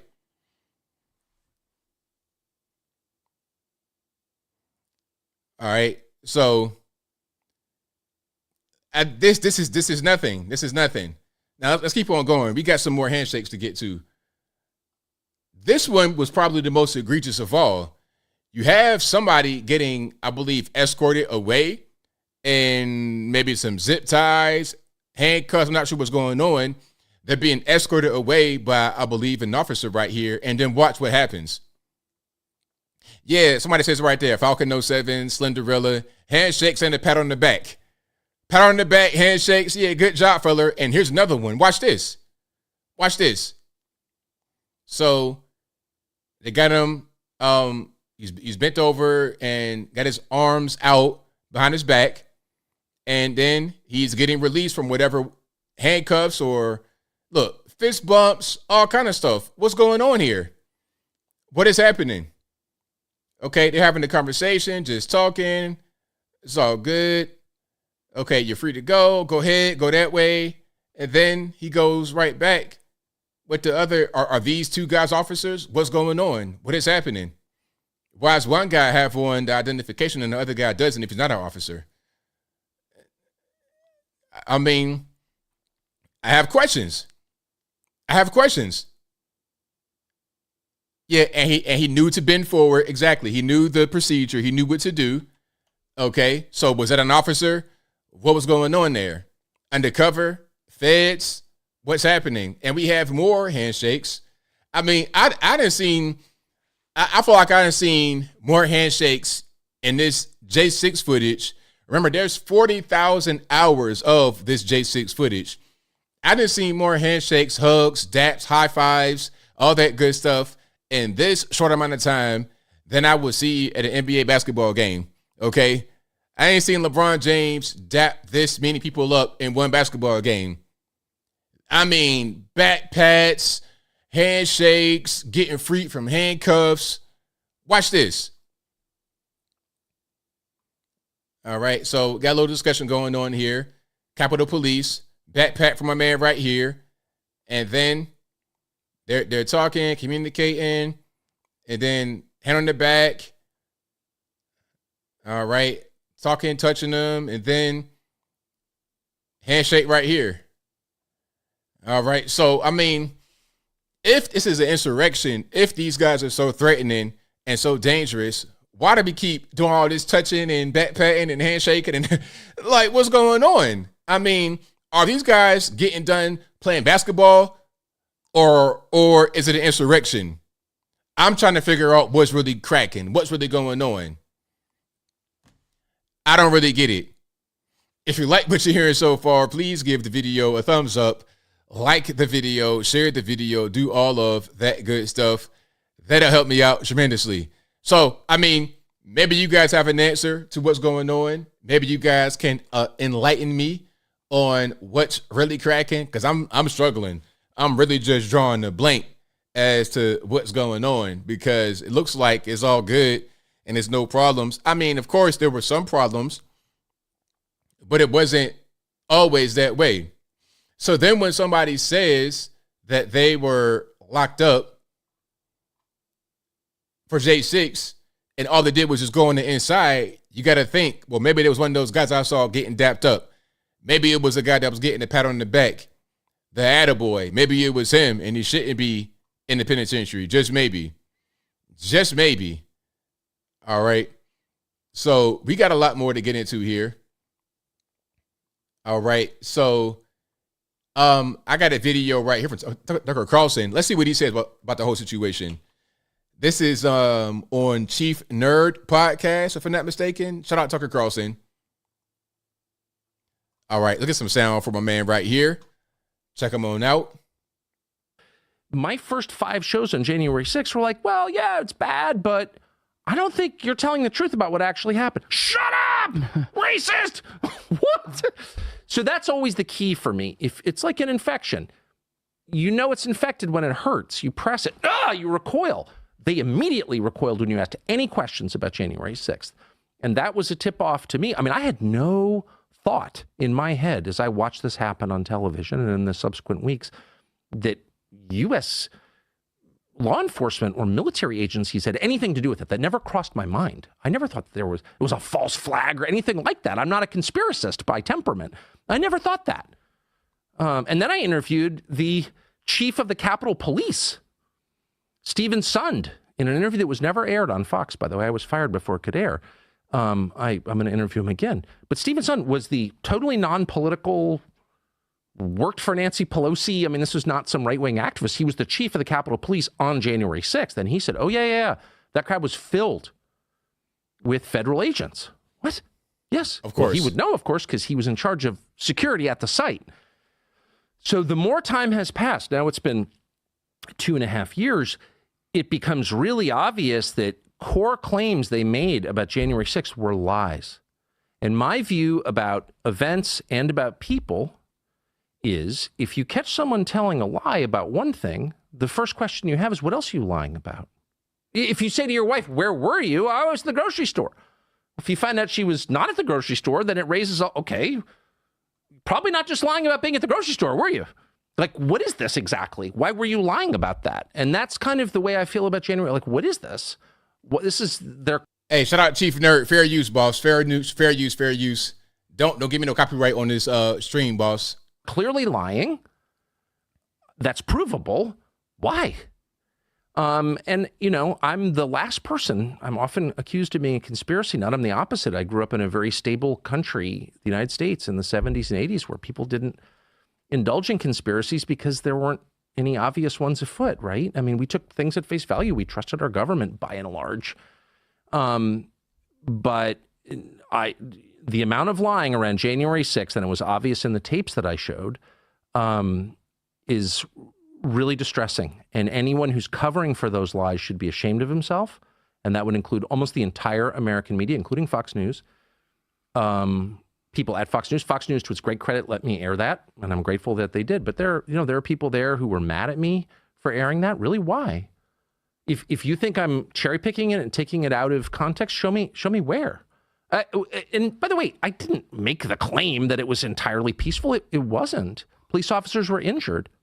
More police officers were injured at the riots in front of the White House the year before, but whatever. Yeah. All injuries to police officers or anyone else are bad. I'm certainly not making excuses for it, but I'm asking obvious questions. You said this happened. For example, there was a guy called the QAnon shaman, Jacob Chansley. They put the guy in prison for years. Yeah, exactly. And let's pause on the QAnon shaman. The QAnon shaman, what he was doing was basically what you saw in the videos that I played. The same kind of thing. What did he really do that warranted him being put in jail and or prison for years? Years. I mean, you got guys that commit actually egregious crimes with victims that don't get that much time behind bars. There is surveillance tape that they hid until I aired it, showing the Capitol Police trying lots of doors, trying to get into the Senate chamber, the sacrosanct chamber that he wasn't allowed to be in, and then escorting him in. And he kind of wanders around like he's taking a hit of mescaline, just kind of, you know what I mean? And like he says a prayer, he thanks God for the Capitol Police, and then he wanders out. Now, there are a lot of conclusions you could draw from that, but you cannot call that guy an insurrectionist. That's a lie. And by the way, an insurrection is a very specific meaning, and I'm pedantic about words because they're the currency that I trade in. I mean, that's what I do. I use words for a living, so I care about their specific meanings. That was not an insurrection. It was not armed, and its purpose was not to overthrow the government. It was a spasm of rage that Trump definitely helped inspire. That's true. And at the election results. Okay. You know, I'm not actually for that. I don't think leaders should be making people more pissed in general. But that's what it was. It was not an insurrection. And to put Jacob Chansley, an American citizen, a Navy veteran, in jail for years after he was let into the Senate chamber by uniformed Capitol Hill police officers, and then I play that and I'm the bad guy? Fuck you. Whoa. All right, Tucker. I mean, okay, I feel you. But yeah, now what he's talking about is part of the reason why he got fired from Fox. Remember, he was playing the J6 stuff. Like, that's part of the reason why he got let go. And, you know, this is part of the reason why I say that Fox is bad. Fox sucks. They really do. They're not all cable news. They exist on, how can I say this without being offensive? I don't want to offend anybody, but basically, Fox has an old school model because their audience is getting up there in age. They're not trying to embrace the youth. This is the same thing with the RNC. The RNC and Fox News and MSNBC, they're all the same. They're all the same. They cater to an older audience and they cater to their advertisers. So what they do is just put out content that they think will keep viewers that they already had. So if they had viewers since the 1990s, they want to keep them. They're not going to reach out to younger generation. So when Fox gets rid of Tucker can appeal more to the younger audiences. But that may repel some of the advertising dollars. That's really what it is. It's all about money at the end of the day. It's all about money. They don't really care. These companies are not out there purely for the purpose of spreading truth, of being able to enlighten you, of being able to enrich you mentally. They're not there for that. Now, I know we got to make money. I get it. We all got to make money here. We all do things for a living. We got to make money. If you spend time doing a thing, you need to get compensated for it. You got to be able to eat. But at a certain point, it's like, where do we put money above principle, above the truth, above getting out factual information? It's a hard line to draw. So yeah, Fox, they're terrible. RNC, terrible. Same thing. Ronna McDaniel, terrible. And I read that they said, and when I say they, I mean the Republican Party, they said if they fire Ronna McDaniel, that it'll cause an uproar, and you probably won't be able to get 2/3 majority to be able to replace her. So I don't know, man. We got some deep problems. I think the way forward with this would be to just get a lot of younger people involved in politics and get younger people to be able to build platforms and networks and have our information and our voices get heard that way rather than relying on the old school media. Old school media, they're going to be dominated and controlled by outside forces. They're going to be controlled by nations, governments, by big dollars. The people that were at that dinner with Xi Jinping, they'll be the ones who control what gets said on television through their ad dollars. They're trying to lean on Elon Musk right now. Okay, we're not going to advertise Lionsgate and Apple, IBM allegedly. They don't want to put ad dollars into Twitter, which is going to make it hard for them to continue on as a company because they're relying upon ad dollars. So they're trying to control the narrative that way. We got to be able to build networks to get beyond all that at the end of the day. All right. This is part of the reason why you see so much My Pillow and stuff like that on Fox, because they rely on these people to advertise with them to keep the show going. But if you like what you hear so far, please give the video a thumbs up, like the video, share the video, do all that good stuff. That will help me out tremendously. All righty, and let's keep on rocking and rolling here. Shout out to you guys for being here. Really, really appreciate y'all. Yeah, Carolyn, Vivek would be a good. He'd be a good model to follow. I'm still not quite sure I'm sold on Vivek 100%, but I like what he's doing. He'd be a great model to follow as it relates to how to appeal to the younger generation. Absolutely, for sure. All right. Now, we got more to get into. Where are we going to go to next here? But, and to just put the bow on a January 6th thing, there was some things happening that shouldn't have been happening, but there was a lot of just regular normie stuff that was going on. And for some reason, those things get ignored. And I think we understand why these things got ignored. All right, let's keep on rocking and rolling. All right, and if you like what you're hearing so far, y'all know what to do. Now, I was trying to do Facebook, but I think I understand what I got to do with Facebook.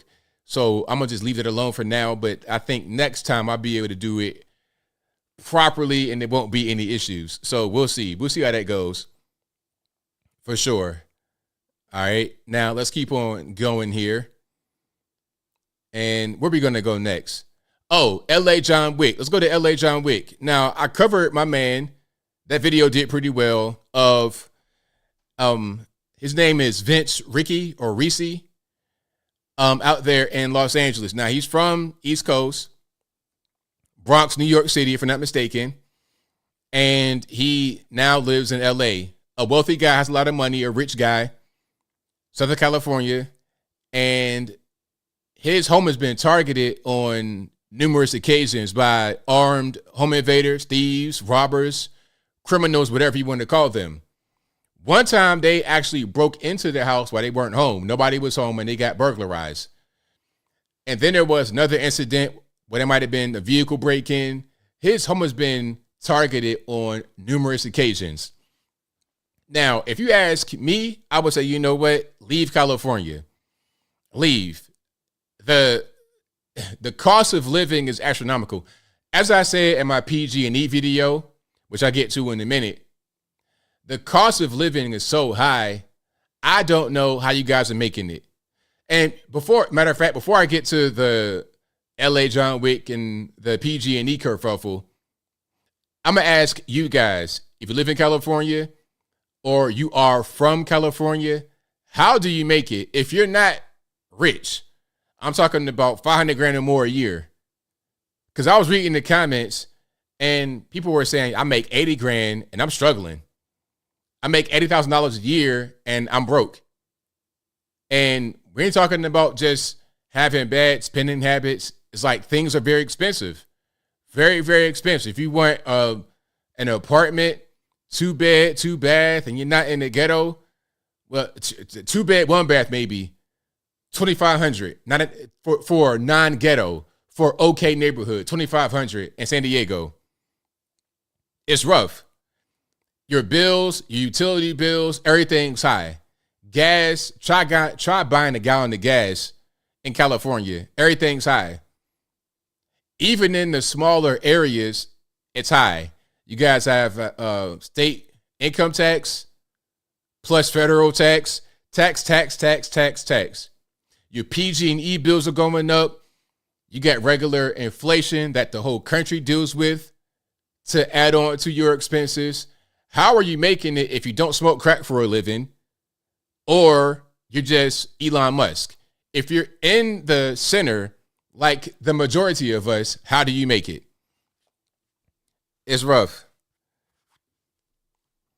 All right, I'm reading some of this. Keith says costs $100,000 a year to live in Cali. That's crazy. $100,000 where I live, you're rich. If you get $100,000 a year out here in Tennessee, my neck of the woods, you're rich. No question about it. No doubt about it. Yeah, hey, Griselda says he left Bronx, New York to California. From the frying pan to the fire, huh? Out of the frying pan to the fire. You went from one super left place to another. I mean, you're going in the wrong direction. You should have went down to Florida. But you know what? I don't want to say that because Florida, you guys are getting fooled. Texas, you guys are getting fooled. Atlanta, Georgia, you guys are getting fooled. So I don't know what the solution is. But Los Angeles, that ain't the wave. That ain't the wave. Your home is getting targeted, home invaders, and then after you defend yourself successfully, your concealed carry permit is taken away. Now, here's a point to make about that. Your concealed carry permit. Okay. If you are on your property in Los Angeles, that's not required. Your concealed carry permit. You get your gun legally and you're on your property defending yourself, the concealed carry permit is not necessary. You don't need that to defend yourself. But here's the thing. He was just at the gym and he came back home. So, okay, if you're at the gym and you come back home, you're going into your house and then the guys run up on you. If you don't have your concealed carry permit, then you cannot have your gun at that moment. At that moment, if you go inside the house and get your gun, then you can have it without the concealed carry permit being required. But to come into your house from the outside, you need to have it on you at that moment. It won't do you any good inside the house when you're being attacked outside the house, because the whole point is to not let them get inside. So you got to have your concealed carry permit. And the thing about it is, he says that it was taken away because when the police came, he yelled at them. I'm sorry. I don't know that yelling at the police is a good enough reason to take my gun rights away. I don't know how that really works. What crime did I commit? Did I commit a crime? Am I being red flagged? What's going on? I get robbed. I get an attempted home invasion by repeat offenders, most likely. The same guys that came to my house before 2 and 3 times before, and I get punished. Let's play what he said right here. Now, some people are going to kind of get offended at the way that his video is presented because it's like a NRA ad, but the content is real, it's not fake, and it's a good message still. So let's go ahead and roll it right quick. This is over on Fox News. Let's make sure this video is going to work. All right. LA criminals came to my home, pointing guns at my chest. After successfully defending my home and my family. Let's start from the top. LA criminals came to my home, pointing guns at my chest. After successfully defending my home and my family and my 5-month-old child, California is now deciding to suspend my Second Amendment. It was a quiet evening, and as I was coming home from the gym, with 2 armed men, masked, hopped over the wall, ran down on me with guns, and the most terrifying part was my wife and my 5-month-old baby were on. So you got your wife and your baby, okay, a infant, Goo Goo Gaga, and your wife on the inside. So you must, at that moment, you got your gun on you, you have to take your gun and shoot. You got to shoot. They got guns on you. You got your family inside the house, your baby, you got to shoot. And you got to have it at that moment. You can't go inside. You can't try to hide. You got to shoot. And he did the exact right thing. On the other side of that door. In an effort to protect my family, I drew my gun and returned gunfire. As a result of that night, the California government has temporarily suspended my ability to concealed carry. This is an attempt to make me vulnerable at a time that is critical that I maintain my ability to protect my family. I see a good question in the chat. Somebody asked me this question. Somebody says, let me see if I can find it. Tracy says, what if he had a gun in his car and only carried to his front door? That's his property. Now, I don't know how that works. Does it count as concealed carry if you have your gun inside your vehicle? Because I've heard that if your gun is inside your glove box, that's concealing. I don't know how the laws work in Los Angeles, California, or the state of California. I have no idea. Here where I live, you can have your gun in your car. And it's like where I live is no problem. You can have your gun in your car. You can have it on you, open, concealed, with nothing. You don't need any. You could just do whatever you want to do. It's fine. It's fine. And the reason for that is because criminals don't care about that. Criminals always concealed carry.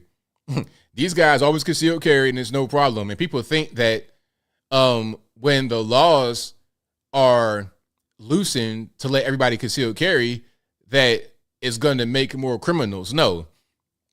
Criminals are going to do what they want to do regardless. They don't really care. They're going to conceal carry, do whatever they want, and then victimize you.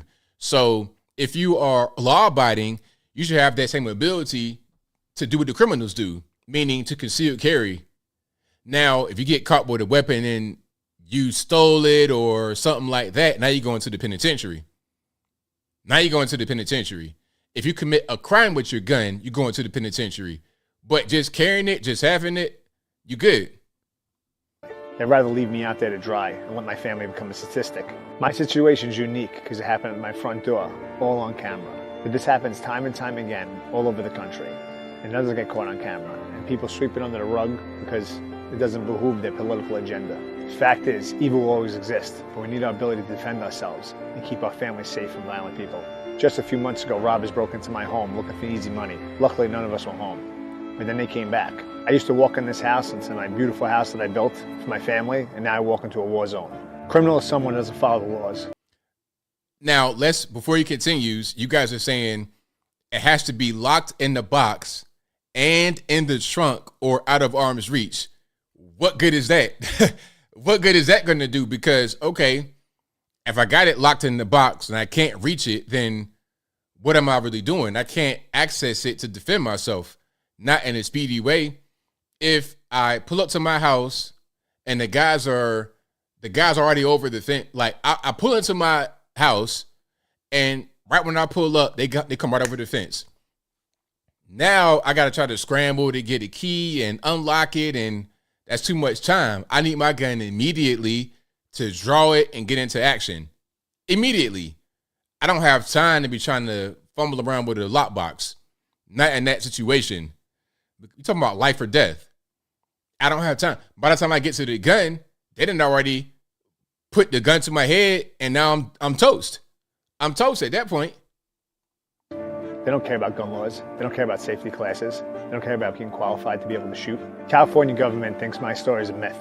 They don't think people like me actually exist. Right here in LA, an innocent LA father was killed because District Attorney Gascon released a violent criminal back into the streets. And this is just one of the dozens of cases right here in this city. When an incident happened, there's only two things I could rely on: myself and the Second Amendment. And now that's in jeopardy. The leftist gun grabbers do not care about your safety. The NRA does. My name is Vince Ritchie. I'm an Italian-American from the Bronx, New York. And I'm a proud member of the National Rifle Association. All right, so shout out to Vince Ritchie from Bronx, New York City, now living in Los Angeles. Apparently, he is a wealthy person and was trying to just do the right thing, defend his family. And he says his concealed carry permit was taken away because he got upset with the officers when they came to his house. I think he was mad about how they conducted the crime scene, how they were looking at the shells, something weird. But there was no crime he committed. He's not being charged or anything. He's not in jail. There's nothing. So it's like, if I didn't commit a crime, why are my gun rights being taken away? What are we talking about exactly? What's going on? I guess it's just California being California. And a lot of you guys saw it coming. It's like, yeah, you try to defend yourself out there. Good luck with that. Good luck with that. Yeah, he needs it right now because he shot at the guys and he didn't hit them. So if they already came to the house, and it could have been those same guys, different guys, it could have been some gang stuff. Like, let's give you some scenarios here. So he says he's been targeted before, at least 1 or 2 times before. One time they broke into their house and nobody was home, trying to burglarize, looking for money or whatever. So they broke in one time. Now, it could have been the same guys, potentially, who came back. And this time they got guns trying to get back in. He is able to intercept them and defend himself. But they don't get hit, they get away. So it could have been the same guys that came before, or it could have been some gang members from the same gang. So now it's a hit on you from this gang or from these guys that you shot at. And now you are at a disadvantage because you have no concealed carry permit. So let's say the same thing happens again. You pull up, they hop the fence. Now what you going to do? No gun. Now what are you going to do? You toast. You can have a gun on you and break the law. Now you might go to jail for defending yourself. Because, okay, let's say this happens again, right? And I knock on wood, hope it doesn't happen again. But let's say it does. And he has his gun concealed carry illegally because no permit, right? He's able to actually delete one of these guys. And when the police come, now it's questions. Sir, were you carrying your gun on you? Where'd you get your gun? Was it in a lockbox? What's going on? Do you have surveillance footage? Now he might face charges for defending himself, or at least for having the gun. He'll beat the self-defense, but having the gun is something else. I've seen it happen before where guys will be able to defend themselves with their gun successfully, but because the gun was illegal, they get locked up for the gun. Isn't that crazy? You did the right thing to defend yourself. You deleted somebody and didn't go to jail for that, but you go to jail for a gun charge. It makes no sense, but I digress. I'm getting triggered. If you like what you're hearing so far, please give the video a thumbs up. Like the video, share the video, do all of that good stuff. That'll help me out tremendously. Speaking of New York City, we got deep budget cuts happening because your main man, Eric Adams, cannot control the migrant crisis. Maybe it's not his fight to fight. Oh, I got a good one right here. I got two good ones, actually. I got one. Shout out to Sir Major. I'm going to play this video right here for you, boss. Okay, I'm going to show the Eric Adams video. But first, I'm going to show another one that relates to what's happening with the migrants. We all said it on this channel and other channels. We said when you have a sanctuary city where you want to invite the whole world to come to your city, you're going to have problems. It's going to cost a lot of money, and it's going to be you, the taxpayer, who foots the bill. Billions of dollars. It ain't coming from the federales. Eric Adams tried to go to Biden to ask for some money, and right when he was on the plane, listen to me very closely. Eric Adams was on the plane going to talk to Joe Biden in the White House about the migrant crisis and ask for money. He was going to pull Voldemort Zelensky. He was going to pull that action. He had the courtesy to put on the suit, unlike Voldemort, but it's a different story. Anyway, he was going to ask for money. Now what happens? The federales raid his top fundraiser's house as he's on the plane. When the plane lands, they tell him, hey, man, they raided old girl. Oh, seriously? He's got to go back to New York. He just turns around and goes right back to New York and does not go to Joe Biden and have the meeting. It's like, how much more obvious can you get? They raided her to intimidate him and to end the meeting. And now they're trying to investigate him, talking about you got some campaign finance violation. Everybody has campaign finance violations. You pick and choose who you're going to prosecute when it benefits you. I'm getting triggered. So let me just go ahead and stop. Let me play a couple videos. The first one is from Chi-Town, Chicago, Windy City. And what the migrants are going to get in assistance out there. And not just assistance, but also they get in visas, work visas, and everything else. I said it before. I'm like, look, man, the replacements are here. You want to be thugging and drugging, carrying on. You want to smoke crack all day. You want to shoot people all day. You want to act a fool. look, man, you're going to go over there. Ain't going to be no more inner city living. You're not going to occupy this prime real estate with your hood rat ghetto nonsense. You're going to go over there. They've kind of already done that in Chicago to a certain extent. But it's going to be even more of that when the migrants come in and take over their neighborhoods. Okay, you're a little bit too close to the city. You're going to go to, you're going to be in the cornfield by the time it's all said and done. You're going to be over in Iowa somewhere. Like they're already pretty much in Des Moines, Iowa. You're going to be in the middle of nowhere. You're going to be in the mountain crater before you know it. No more city life. No more access to resources. You're going to be out there farming a sustenance farm. You're going to be out there trying to farm rutabagas and eat that for a living. But before I go any further, let's check out what's happening in Chi-Town. Then we're going to skip to New York City. I'm Tia Ewing at the live desk. We are learning much more about the migrant crisis here in Chicago. I spoke to Christina Passioni-Zayas, the city's first deputy chief of staff.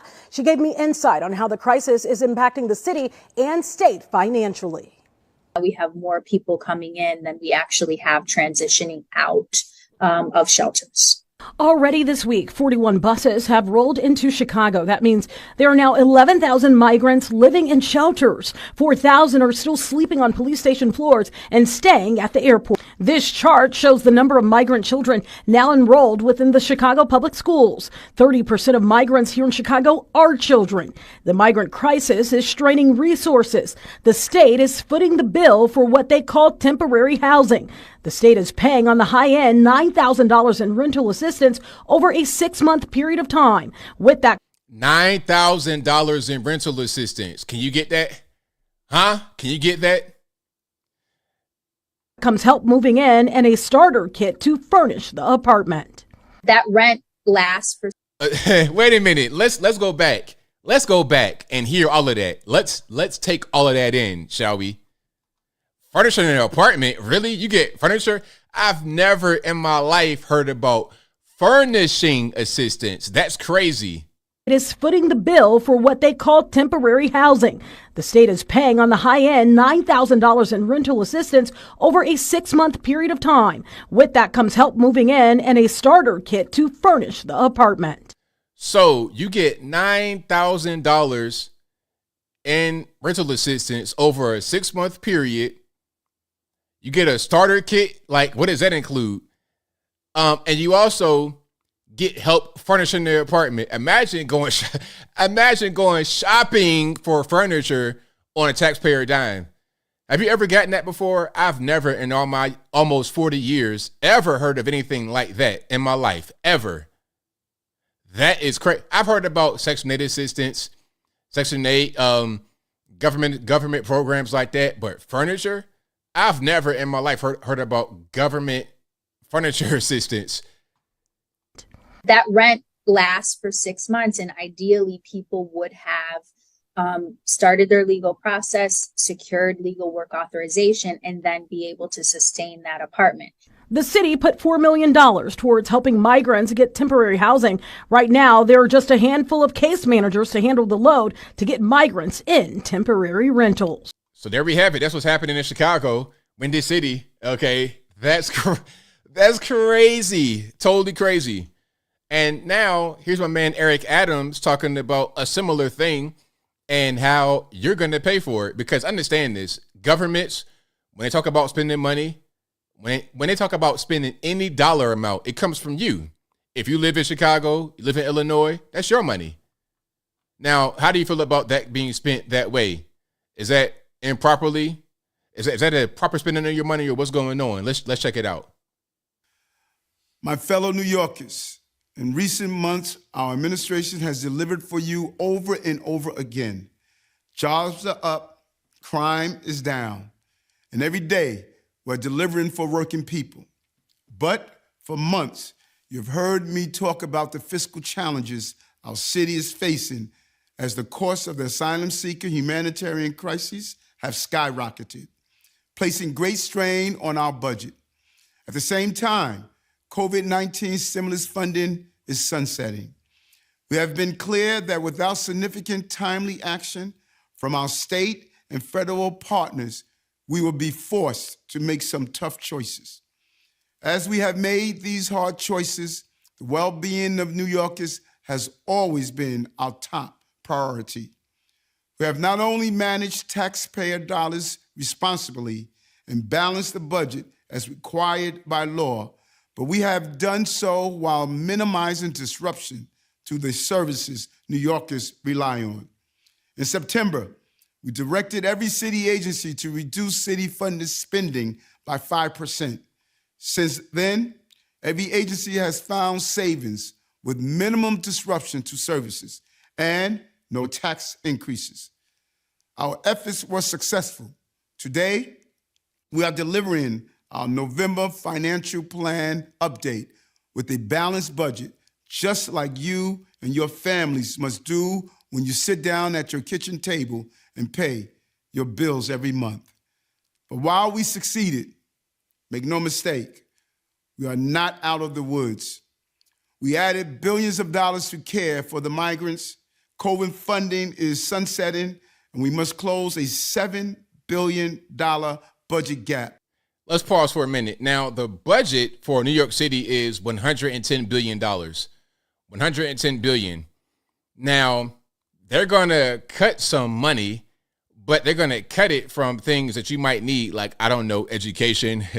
They're going to cut $1 billion from the education budget, okay? And then they're also going to cut, and as part of that, they're going to cut some things like pre-kindergarten, and like some things are going to help underprivileged kids that may need it. In the coming fiscal year. They're also going to cut programs that help vermin extermination in Staten Island and the Bronx, I believe. Like the whole rat program, they're going to cut some of that as well. So if you like seeing Master Splinter all over the place, these thin-tailed beavers all over the place, thin-tailed beavers, Master Splinters, big cats all in the bodega. If you want to see that going on, then care for the migrants. That is the reality we are facing. And if circumstances don't change dramatically, city agencies will be forced to reduce city funding spending by 5% 2 more times within the next 6 months. That would mean disruptions to the services we all rely on. We cannot afford to be divided as a city in this moment. We must come together and speak with one voice to Albany and Washington, D.C. to get the support we need.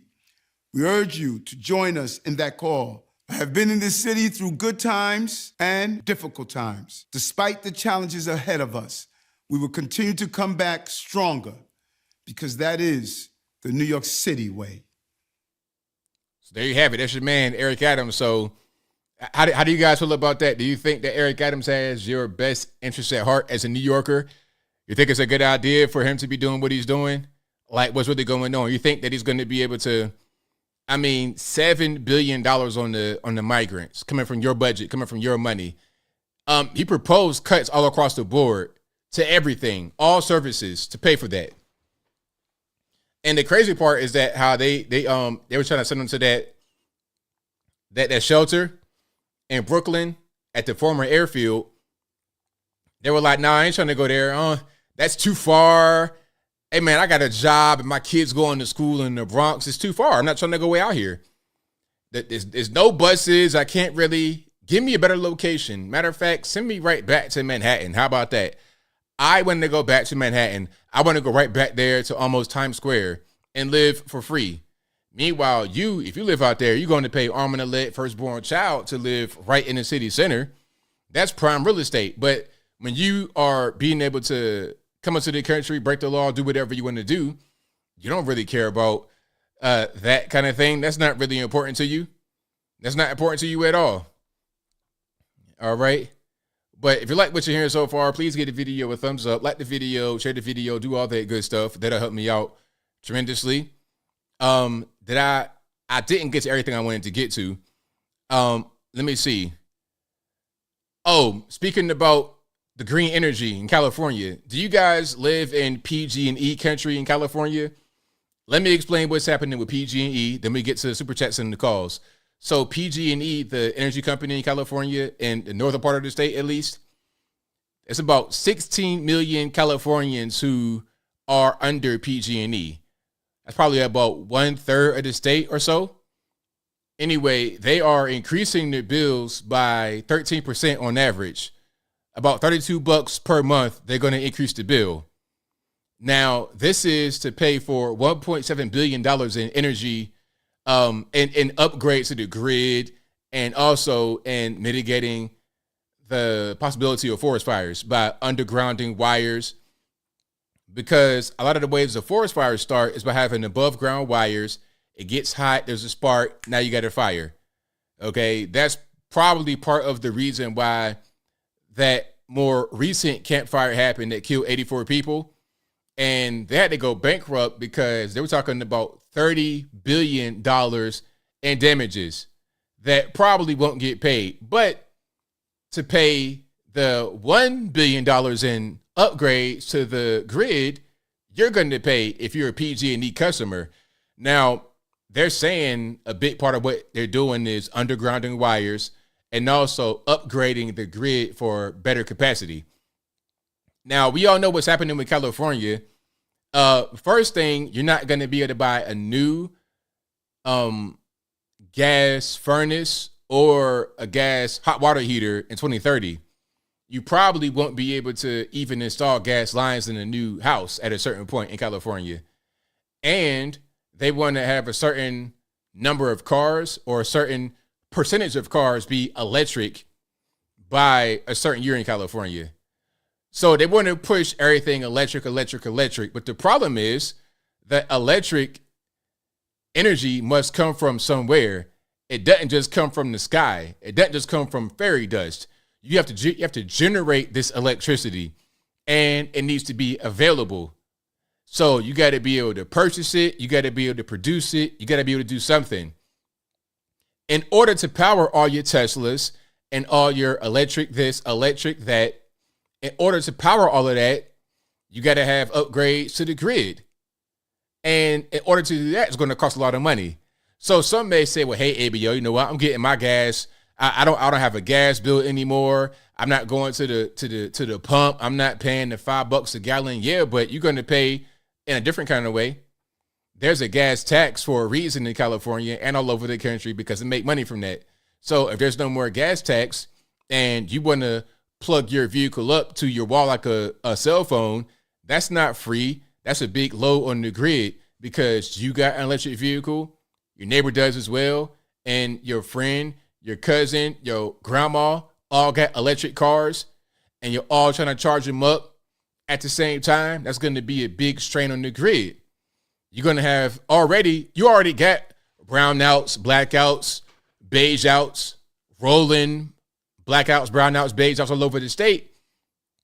You're going to have more of that when you get more and more electricity. And the funny part, before I get super chats, the funny part is that back in my birthplace, West Virginia, there's a renaissance of coal because there's so much of a demand on the power grid because of all the electric cars.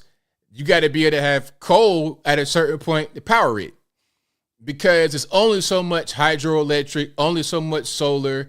There's only so much of that is going to make a difference. You got to have good old dirty coal to power the grid to get you your Tesla, your Rivian, whatever you got, your Ford F-150 Lightning, your plug-in vehicle, your plug-in hot water heater, your plug-in whatever. You got to have that good old dirty coal. So what's better? Burning coal literally to power your Tesla, or having natural gas, which is clean, by the way, natural gas to heat your home, and then having your regular gas-powered vehicle. And I was reading somewhere, it takes 500,000 pounds of rock to be mined to make one battery for your Tesla. 500,000 pounds. I'm going to do a little bit of fact checking right now. 500,000 pounds of rock battery Tesla. Let's see if that comes up. Yeah. Let me see. Now, there's a PolitiFact that says the only way a truck hauling 500,000 pounds of earth will contain enough minerals for just a single car battery is if the ore's lithium content was 0.1. The ores from the hard rock mine Tesla uses contain about 2.1 lithium, according to the mine. Okay, so, I mean, obviously you got to still mine a lot of rock. They're trying to say, well, not 500,000 pounds, maybe about 200,000 pounds of rock to what for one battery. And that battery might cost 20,000. Now you see why it costs so much, because so much work goes into making the battery. So much work. Now, they're not trying to say, hold on. They're not trying to say how much it would take, but at the end of the day, a lot of rock, earth, and whatnot must get moved. All right. Now, let me see. They don't really want to say how much it is. Now, a lithium electronic vehicle battery weighs about 1,000 pounds. And if you got a big truck, if you got an F-150 or even like a semi, it's going to be a lot bigger and a lot more expensive. And it's going to burn. Oh, yeah, it's going to burn. It's going to burn. Yes. It'll burn like the sun underwater. Coal may run out one day, David, but if coal's going to run out, then so will the rocks that you use to create lithium-ion batteries. Because regardless, okay, how much mining are you going to do for coal versus the mining that it takes to create your lithium-ion battery? The process to mine all this rock for lithium-ion batteries is so harmful to the environment, it can't even happen here. It's got to happen over there. And then you got a bunch of forced child labor behind it. It's a mess. It's like blood diamonds all over again. Yeah, and you're using fossil fuels to move the earth, to mine the earth. So you're using fossil fuels to do the mining, to move the earth, and it's harmful to the environment. And when you actually get the rock that you mine out of the earth and create the battery, then you got to charge it up using the grid that's powered by coal. So it's like, what are we doing? What are we doing? All right, let's keep on going here. We got super chats on deck. And then we're going to get into the calls. The number to call is 434-658-1220. Again, 434-658-1220. All right. Nuclear is the cleanest, but you got nuclear waste could be a problem. And then if you have a reactor failure, you got Fukushima all over again. The most efficient and least problematic way to have power is good old quote unquote fossil fuels. Oil, coal, that's probably the best way. There's pros and cons to it, obviously, but it's probably the cleanest and safest. Natural gas, coal.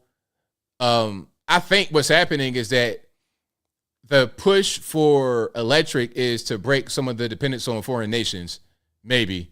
Because when you're like Dubai, UAE, Saudi, you could do whatever you want because you got all the oil over there. Kuwait, that's probably the problem. It's not because you really want to be so clean to the environment, because if it was like that, then you wouldn't want to be doing all this harmful mining for lithium-ion, rare earth minerals to power your chips in your cars, your electric batteries, and all that good stuff.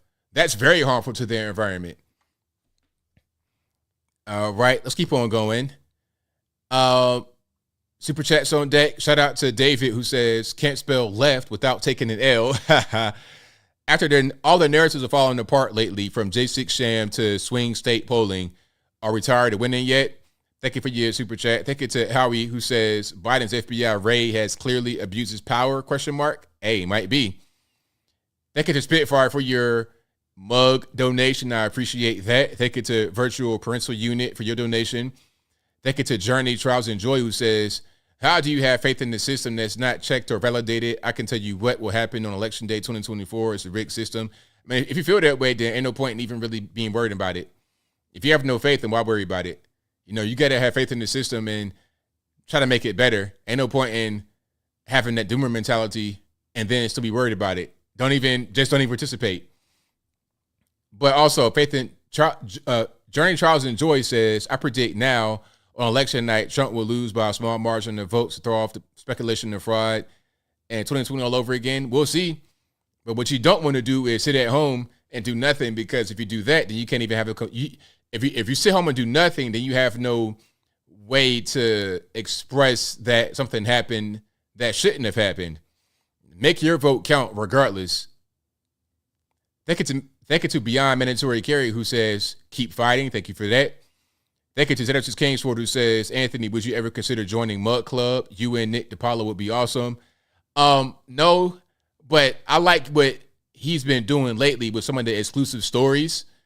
So shout out to him for that. Speaking about Steven Crowder, I don't want, and the reason why I say no is because I don't want to join anybody. I'm not going to join any organization, no news conglomerate, no nothing. I'm going to be always independent. I've been asked to join certain things, to be part of certain things. Maybe I would go speak on someone's platform, be a guest on the podcast, but I would never just be part of somebody else's thing. I'm going to always be independent. That's how I've been forever. Thank you to Apple, who says Antifa BLM not only not get jail time, they got reparations, getting big money.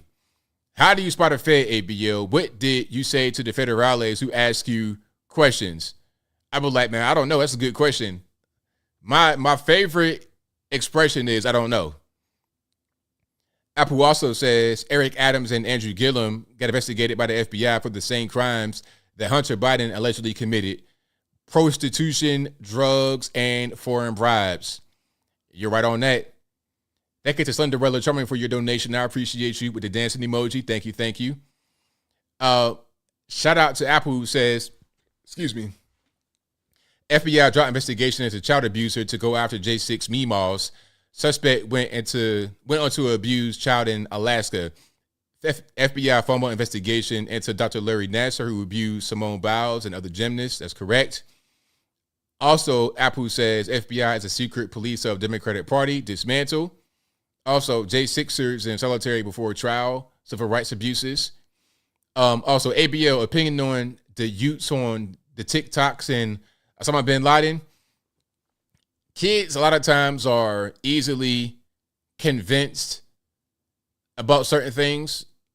And I'm not going to totally blame them, because what happens is they don't get told the 100% truth. I'm not saying what they were talking about on TikTok was true, but when you're not given the full story, when you're not told about the Mujahideen and that whole thing and how that happened and Noriega and the Contras, when you're not given the full story, you begin to make up stories to fill in the gaps. You guys are lying, so why should I believe anything? If you guys didn't tell me the full story, if you guys lied to me, then why shouldn't I believe what I see on TikTok? Why shouldn't I go down this road to figure out what's going on? I might just latch on to something that I see on TikTok at age 15 because you guys lied to me.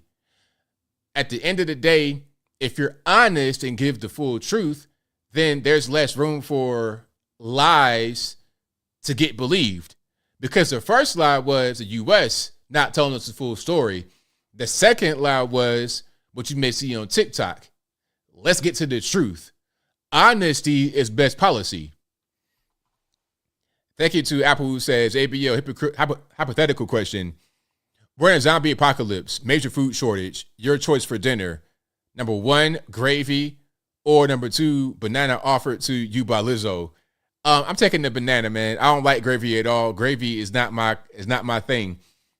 Like, and then it's like gravy by itself, just gravy. It's like, what am I going to do with that? What can I do with just a pile of gravy in my hand? I can't. That's not nutritious. But a banana, look, man, if I'm starving to death, I don't care who give me the banana. It could be Lizzo. It could be Puff Daddy. I don't care who it is. Give me the banana. I'm good money. Think of the Bob K. MIT, who says both PG&E and SoCal gas companies are owned by a company called Sempra. It's a monopoly. I know. He's worked for Sempra. Very interesting. Thank you to J-Dub, who says, thanks, ABL, for all you do for Patriot. Thank you for your support. Definitely appreciate you. Thank you to Monique Price, who says, it's enraging to see how they're going above and beyond for migrants and not citizens. It's highly upsetting. I agree with you 100%. Thank you to Damian B, who says, great stream as always. ABL, thank you for that. I appreciate you. Thank you, Jessica Business, who says, great show as always. I'm looking forward to the Uncle ABL channel. When will it launch? Very soon. Very, very soon. I'm launching the channel. I am going to do it. Thank you for your support. And shout out to F Ranger Xbox, who says, thorium nuclear power is the best. Shout out to you. Let's get to the calls here. I know I'm a little bit past my regular call-in time, but let's go ahead and get rocking and rolling. The number to call is 434-658-1220. Again, 434-658-1220. Let me go ahead and get my Skype cracking. There's also an email for Skype in the description box below. If it doesn't work right, don't blame me. Blame the white man. You know it's not my fault. All righty, let's keep on rocking here. And thank you guys for joining. You guys are the best audience anywhere on these internets. If you like what you're hearing so far, please give the video a thumbs up, like the video, share the video, do all of that good stuff. That'll help me out tremendously. All right, you're on live speaker to 860. Sorry for the RP headphone users. Let's try that one more time, shall we? 928, you're on the line, one speaker to. Hey, what's up? This is Chad from 928. Hey, so, man, I can get my reaction for you. I want your reaction. I want your reactions, ABL. So I got a couple questions. You want to ask them for me? Okay, go ahead, man. Start your questions. Quick. One, Patrick Bet David. I like that dude. You like that dude? I do, yes. I like his theories. I'm sided with him very politically. What about you? I think it's a great guy. But before we continue, is Stream on in the background? Start it off for me, please. Oh, you definitely are in the background. There you go. You off now. All righty. Anyway, all right. I got two more for you. I know you got a bunch of people want to talk to you, man. So I got a bunch I want to ask you. Let me give you two more. So, have you heard about Russia and China forming a military alliance? What you think about that? I'm not surprised because they're neighboring countries. They've been having a lot of relations with each other, foreign relations. So to me, it just kind of makes sense. I'm not surprised at all. It makes sense, right? And then when you think about the China and the Mexico thing they got going on, well, that's where all the fentanyl is coming from, then it's kind of weird. It's a weird situation, right? Because we got Russia, China, and possibly Mexico all working together. Kind of weird. All right, then I got one more thing for you. This is kind of old, but I wanted your take on this. We all grew up watching these movies, loving this dude. What'd you think about Arnold Schwarzenegger saying, screw your freedoms during all the COVID thing? What'd you think about that? It's totally crazy. It's like, my man, you came from Austria. You were like born right around the time where the funny mustache guy was in power. You should know about how important freedoms are. So to come here from there and say something like that is unreal. Absolutely. It's almost like you forgot why you came here. But last thing I got, this is the absolute last one. Why are you afraid of gravy, ABL? I'm not afraid of it. I just don't like it. It's gross. It's disgusting. Okay, I understand. At first, it sounded like there was a personal gravy story. I absolutely wrote that down. I was like, I got to understand why ABL doesn't like gravy. Yeah, just gross. I'm good on that. I'll pass. Hey, all right. Hey, stay up. Thank you for the content, man. You have a good night, okay? Thank you for the call, man. Definitely appreciate you. All right. All right. Shout out to the caller. Great call. Good questions. How much speaking to you online? 617. Hey, how you doing, ABL? It's all good, man. What's going on? Hey, I saw the videos that you put up on January 6th. The thing is, I know some of them should not be charged because some of them were innocently, they were bamboozled by Trump. Some of them, I think most of them, they were peaceful. They didn't know what's going on because they don't know what's going on. If you went there, you don't really know what's going on. You don't know how the system works. But that guy, I guess the guy with the beer horn or something, that his mother went on Fox News and he was complaining that he was mistreated, and then I guess he got like an excessive sentence. The guy was a lawyer. If you're a lawyer and you went there, then pretty much you have no reason to be innocent and stupid. I mean, you should be charged because you're stupid. You went there. Is that a crime? Is that a crime being stupid? Well, it is a crime. And what crime is that? Can you cite it? Can you cite the law? Well, I mean, if you know how the process works, and then you know that Trump went to different courts 60 times, alleging election fraud, voter fraud. He couldn't even win a single case because there was no election fraud. He didn't have no evidence, and he lies to him, and he goes back, and then he goes back, and then he's gonna go and stop the steal. My question to those idiots: how do you stop the steal? Okay, but what's the crime that he committed though? Like you say that he should get Well, convicted. the crime that he went inside the Capitol without permission, that's trespassing. Okay, so should you be in prison for 3 years for trespassing? Is that what happened? No, that I don't agree with that. No. Huh? That was too excessive. No, Okay, no, exactly, it's too excessive. Exactly, because I mean, I agree, but they're stupid and they're still believing in this guy that is still leading the Republican Party. But you went there, anyone that went there, went in the premise of stop this steal is just dumb and stupid because the way it works in this country, you don't go, you have many ways to challenge the result of the election. And one of the ways is through the courts. You go through the courts and you could appeal. Trump did all that stuff and still did not have a single evidence of voter fraud. He called everybody. He called one of the generals, General Matters, to tell him to declare martial law so he could seize the machines, so he could win the election. Even in Georgia, all those guys that have been involved in the case that win and then trying to steal the machine. I mean, and you still believe in this guy? I mean, I don't feel sorry for any of those fools that went there. And trying to stop this steal. You can't stop the steal when the election was already certified by the states. The states are the ones who certify the election, so it was already certified. So I don't know why they went there. I just don't understand. So the second thing, hello, you there? I'm here. Go ahead. The second thing that I wanted to mention is you're talking about all these things that we're doing for the asylum seekers. But, well, you read the bill that was passed in Congress in 1980 under Jimmy Carter. That's what we're supposed to do. That's what this country promised. If you come here and as asylum seeker, you're supposed to provide your health care, you're supposed to provide your shelter, you're supposed to provide your food, and you're supposed to provide your education until you go and see a judge, and the judge decide if your case is credible. If it's credible, they allow you to stay. If it's not, then you got to go back to your country. And in the same time, you got to get permission for work and permission to stay in the country legally. So what you're saying is just nothing new. We have done it for the Irish. The problem is that the border's wide open. That's the issue. And I said it. It's like, I don't want to talk about that. Excuse me, sir. That's the problem, that the border's wide open. And I said it. It's like we're trying to clean up the mess after. Like if you got a bunch of water running in your house and it keeps overflowing and you try to mop it, but you keep having the water on, it's like, well, turn the water off, then it won't be need to keep mopping up. That's the problem, is the border's wide open. And everybody knows it. You can say that it's not. You can say whatever. Excuse me, sir.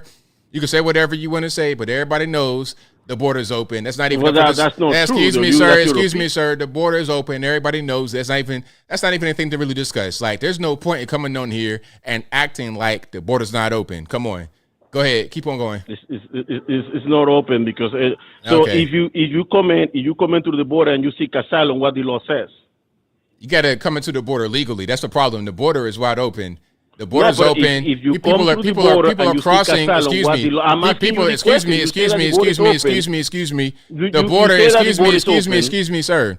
The border. Excuse me, sir. Excuse me, sir. I'm gonna just mute you, and can't anybody hear you. Now, what's happening is that the border is open. That is the problem.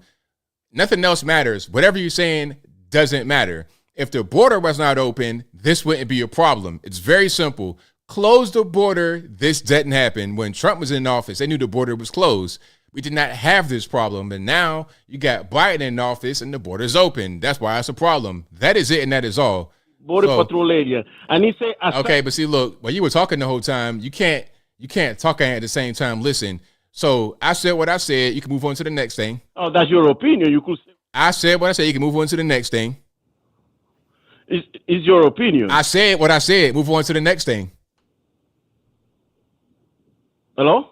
I said what I said. Move on to the next thing. Did you hear me? Are you listening? Okay, I understand. Yeah, that's what the two. Okay, all right. So move on to the next thing. Yeah, that's what I'm saying. I just make you point number one. Point number one is that those people went there, and they didn't know what they went to the Capitol, not knowing that Trump already exhausted all his challenges in the courts, and he lost 60 cases, not even won. And they're stupid by going after that, demanding to stop this deal. I just doesn't make any sense to me. That's all I wanted to say. That we got to stop being ignorant, and if we become more aware how the system works, then you won't see these things happening so much. And actually, Trump won't be leading the Republican Party. That's for sure. That's all I wanted to say. You got to tell the truth, Anthony. You can't just be lying to people, telling your opinion as a counting as a fact. What did I lie about? Just, what did I lie about? Huh? What did I lie about? I ask you when you say that the border is open. I ask you when somebody gets stopped by the border patrol agent and seek asylum after crossing the border illegally. What the law specifically said about that individual? Okay, sir, excuse me. The question I asked was, what did I lie about? Because you told me that the border is open. It is open. The border is open. That's not a lie. Come on. The border, excuse me, sir. Like let's not do this. The border is open. Everybody knows it. Like don't call here and try to gaslight me and say the border's not open. Everybody knows the border's open. The whole world comes here from all over the country, all over the world. They come to the United States through the southern border because they know it's open. Iranians, Indians, Chinese, Mexicans. Everybody comes here because they know it's open. That's a fact. I mean, come on. No. They come into the country because they know it's open. They know all they got to do is just make it to the southern border and they'll get escorted across. That's not legal. That's not the way it's supposed to be. You can't just say, "Oh, I'm seeking asylum and coming across the border," because it was not like that under Trump. It was not like that. That's what's going on right now. Should not be happening. But thank you for the call, man. I appreciate you. That's enough of that. I'm getting triggered. But yeah, here's a question for you guys that are in the chat. Is the border open? I mean, come on, man. It's like asking me if the border is open. It's like asking if water is wet. If I throw some water on you and I say, you're not wet, you're dry. It's like the water's on me. I can see the water on me. Now it's dry. You're dry because I said you're dry. I threw water on you, but you don't have any water on you. Huh? Make that make sense. But I digress. Let's keep on rocking and rolling. The number to call, 434-658-1220. Carlson, I'm speaking to 734. I appreciate you taking my phone call. Also, I just want to go ahead and tell you that, man, thanks for that last caller for wasting pretty much everybody's time. Definitely want to say, though, I really appreciate you taking it again. But also wanted to say this is exactly what the issue is currently right now. We're talking about January 6th, putting so much energy into this when 2 years ago that happened, when now we need to take a look what's going on currently with our nation. We're talking about 4 years, almost 4 years since Joe Biden has come into office, and we have a war with Ukraine that we're spending billions of dollars with. We have a wide open border that we're getting 11 to 15,000 migrants coming in every single day, talking about open border. It's not open. That seems pretty much open. That sinks on right now. And then you also have issues with China basically running through our economy with the amount of mines that they're having open, trying to limit us for actually coal production, and also looking at us politically like an absolute joke. So in the amount of time that this has been happening, you look at the Republican Party. Our leadership is absolutely gone. The only leader we actually had in our party was in the White House and was out. And let's just say that was a fair election, right? But when you're looking at who's on the stage, you have special interest groups like Nikki Haley, and you also have a great governor, but not a good president. So when we're looking at the Republican Party, we need to identify with each other that the real problem is we're not getting up and we're not taking action and we're not voting. So if you guys want to continue what we're seeing right now, and if you want to continue to hear all the lies and the spouts that you just heard from the last caller, then don't vote. If you don't, and if you want to be motivated and you absolutely want to contribute to our party and make America great again, then we have to give our God-given right that the nation has given us and vote. Right on. Exactly. I agree with you 100%. And here's the thing. I love your channel, and I love that you were saying, I'll close with this, ABL, because he got me fired up. Obviously, you know. But I will say this. I really appreciate you. I definitely will tell you, stay independent. I love that you're already coming through with the amount of knowledge, the amount of production you're putting in your channel, and absolutely congratulations with the over 1 million subscribers. Thank you. Thank you. I appreciate it. All right. Have a great night. Same to you, man. Great phone call. Yeah, I definitely will say independent because I want to be able just to be me, express myself with no type of, trying to be what someone else wants me to be. All right, Victor, what's going on? Hey, thanks for taking my call. No problem. Man, you get into real good company. First Dave Chappelle, now Candace Owens is an anti-Semite. Right, everybody, huh? Yeah, but one thing this war shows, and this is how wrong people are on both sides, is that they think that they are not morally responsible. Have you noticed that? I'm not sure what you mean. Well, okay, for instance, let's say the people who are saying free Palestine, because they see as Palestine being oppressed by Israel, they think that what Hamas did was just fine. And then with Israel, because they felt like they were attacked, the innocent people were attacked, they feel like, well, whatever they're doing because it's war, they're not more responsible if other innocent victims get attacked because it's war. Okay. Yeah, I mean it's this what Israel is doing, and it's something that needs to be more looked into. It kind of reminds me of what America did back in World War II, when they're talking about what's it wrong for America sent those atomic bombs on Hiroshima and Nagasaki, because with that, those two cities were civilian cities, and they said that America did send warnings to those two countries, to those two cities, and they mentioned that there were military bases in those cities, and that's what Israel is doing too. They claimed that they warned the people in Gaza to flee, and they felt like they're Hamas tunnels within the hospital. But even though, do you think that it's still wrong? It's still right to go attack, even though there's still civilians there? Nah, see, what they probably did was that first hospital, when that happened, and they saw the backlash, it was like, okay, now we got to craft a narrative and say this is the reason why we're doing it, to get everybody on our side. Yeah. So then, but it's like, come on, man, it's a hospital. People say, oh well, they're hiding behind the hospital, but it's a hospital. What are you really gonna do? Yeah, exactly. It basically, whoever wins the propaganda machine, then you win the people on your side. Even though that it could be a lie, as long as you win the propaganda. Right. Exactly. Yeah. The last thing I want to talk about is the whole Bishop Strickland issue. Oh yeah. Yeah. It looks bad, but I totally understand, because reason why it's looking bad, because people, at least from America, based off the political situation that we're in, they look at it as another attack on conservatism.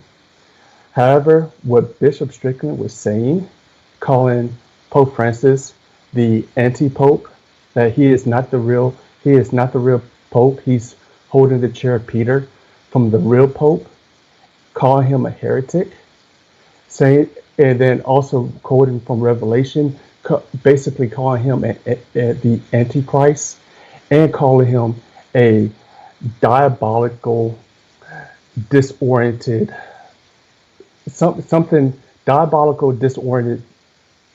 coward or something like that. Yeah, I did see that. Yeah. That what once he went that far, yeah, he was asking to be taken out. There are two bishops that went as hard or harder than Bishop Strickland. Bishop Athanasius Snyder and Bishop Vigano. In fact, Vigano was I would say he was one of the first people who criticized Pope Francis. Yet though, those two bishops did not go as far as Bishop Strickland. The only thing, the main thing that I would disagree with Pope Francis and wish what he would do, that he will come down as hard as the bishops in Germany. Because what the bishops in Germany just did is that they started blessing gay marriages. They would call it, well, we bless the good parts of gay marriage. But no, in the Catholic Church, there's no such thing as good parts of gay marriage. Pope Francis told them, do not do it. Yet they did it anyway. And Pope Francis is not coming down on them, trying to excommunicate them, just like he doesn't want to excommunicate Father James Martin. But he want to come down on Bishop Strickland. That's the one thing that I have issue with Pope Francis. Makes sense. Yeah. Anyway, thanks for taking my call. Thanks for the call, man. Definitely appreciate you. All right, bye. Yeah, the whole thing with Bishop Strickland, that was pretty deep. There was a whole lot going on with that whole situation. But if you like what you're hearing so far, please give the video a thumbs up, like the video, share the video, do all of that good stuff. That'll help me out tremendously. Let's keep on rocking and rolling here. 860, you're on the line. Who am I speaking to? Hey, ABL, it's Deputy Ranger Xbox. How you doing, brother? It's all good, man. What's going on? Oh, you know better than I do. Oh, man, what a crazy world we live in, huh? Absolutely. Very much so. But electric cars, infrastructure, no. Ronald Reagan had laid out an infrastructure of power generation through creating reservoirs and dam systems, and the environmentalists just went nuts. They just said, oh, no, we got to save the Delta River smelt. It's the most important fish in the ecosystem. Nope, kill it. And that's why California is like California. Right, of course. And, but I think the biggest problem is time is money. Who's got 2 hours to sit there and wait alongside the highway while your batteries are recharging, you know?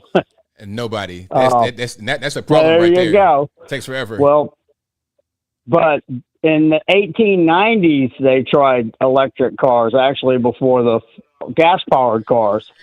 And the solution they had was to change the batteries, swap them out. So maybe like you have a battery deposit when you buy the car new, but like you swap it out and pay either 50 or 75 bucks, depending on the range of the battery you swap out. I could see that possibly being viable for the end customer, but until they fix the power grid, with thorium. I'm a big proponent of thorium nuclear generation because it's a totally different reactor than a thermonuclear reactor, which is the type you use to enrich uranium, plutonium, all that stuff, and make nuclear bombs highly radioactive. Thorium has a very long half-life, so it's not as radioactive, but it does the reaction also, generates power. There was a kid in Texas that was building a nuclear reactor in his parents' garage. You know how he ended up on that, ABL? I vaguely remember that story, but give me a refresher. They loaded his nuclear reactor up and took it to the college and let him finish it while he was going to school. But January 6th, ever since January 6th. I've been making memes and everything else, getting suspended, this, that, and the other for calling it the Great Unscheduled Capital Tour. Mm-hmm. And because I watched those videos in live time, people were live streaming that over the internet, and you just watch their live streams, and there's like 500 of them at once that you could choose from. And the guy that was smashing the glass, well, the people standing around him, he's on video, they're shouting Antifa, Antifa, Antifa. He's Antifa. And but this is why they don't want. This is mild compared to what our government's been doing to us for the past couple of decades, ABL. And I'm going to close with that, brother. Keep doing what you're doing. Love the show.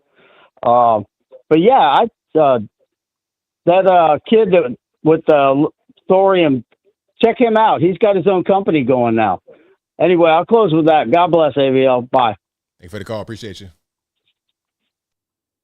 All right, great call. Shout out to you guys for being here. You guys are the best audience anywhere on these internets. If you like what you're hearing so far, please give the video a thumbs up.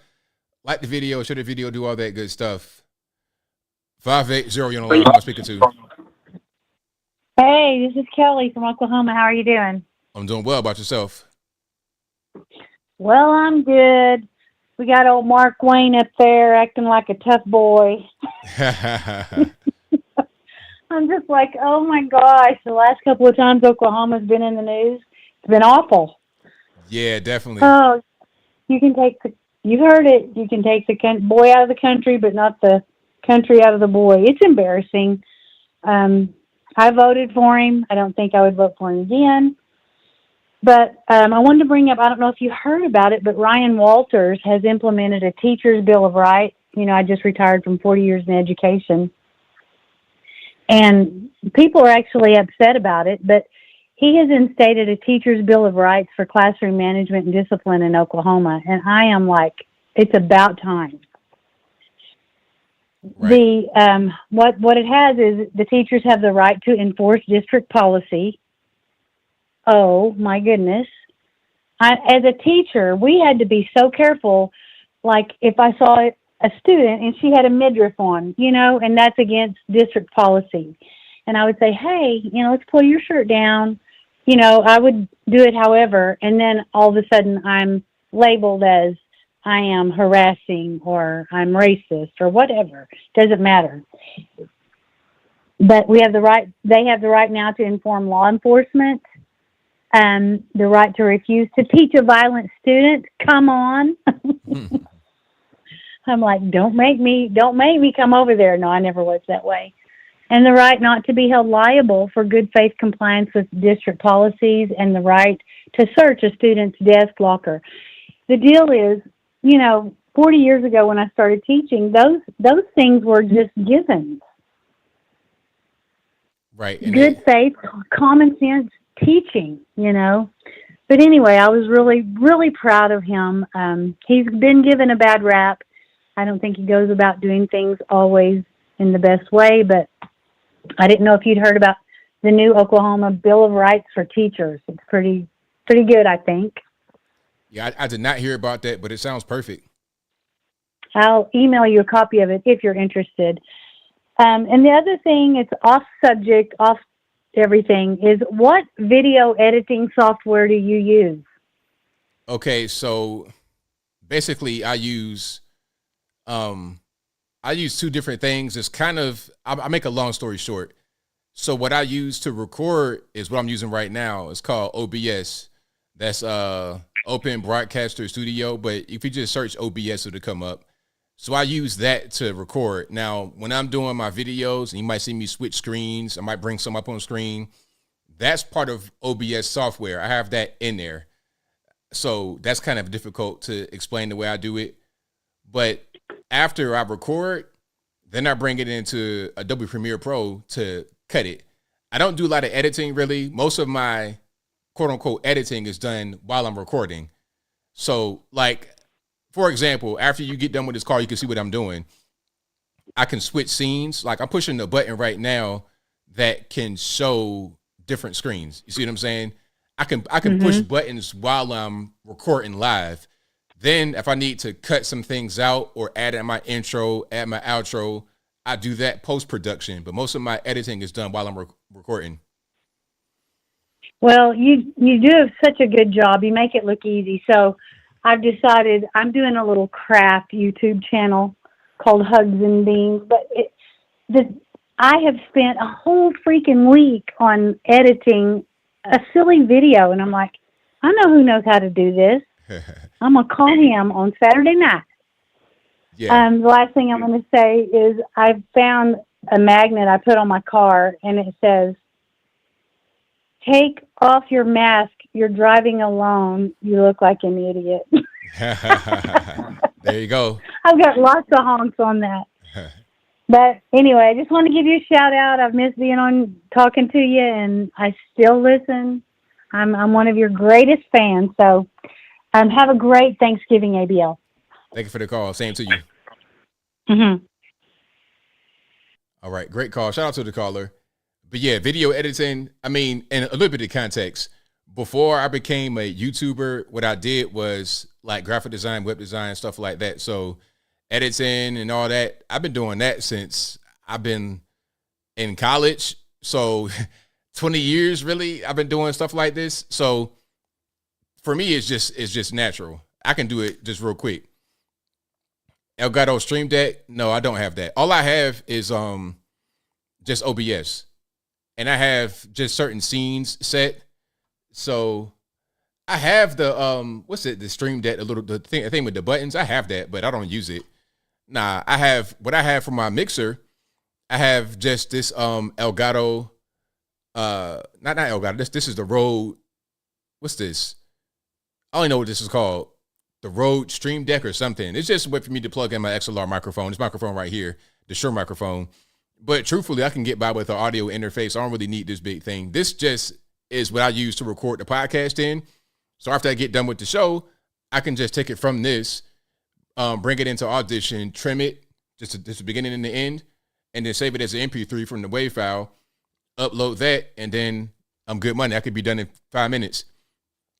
There's buttons on here, like the music I have in the intro, and then stuff like that. But really, I mean, it's just more for me to use the microphone. Most of my editing is done right within OBS. Let me see if I can show you guys what's going on right quick. Okay, so you see what's happening over here. This thing you see right here, this is what I use. And then I can show different things.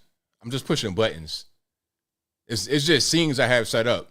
I designed this over here. You see like the boundaries, the little white, we call it a stroke, the white boundary, and then the flag in the background. And then at the bottom, you see the donate, all of that. I made all that in Photoshop, and I just put it in a timed ticker. So I designed all this in Photoshop, and then the background is just a loop, a constant loop of a flag, and then that's it. And then you just crop your sources. You crop your sources, and then over here, I made this. I did a little bit of coding here, a tinch bit of coding. Matter of fact, I'm gonna show you right quick, just before we get to the next caller. And thank y'all for being here.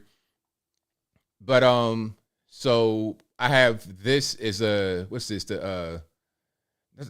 It's the chat. Hold on, let me see if I can pull it up right quick. Is it not this or that? I forget what it is. But yeah, basically, I don't want to get too deep into that right now. I'm getting way off the track. Let's get back to the calls.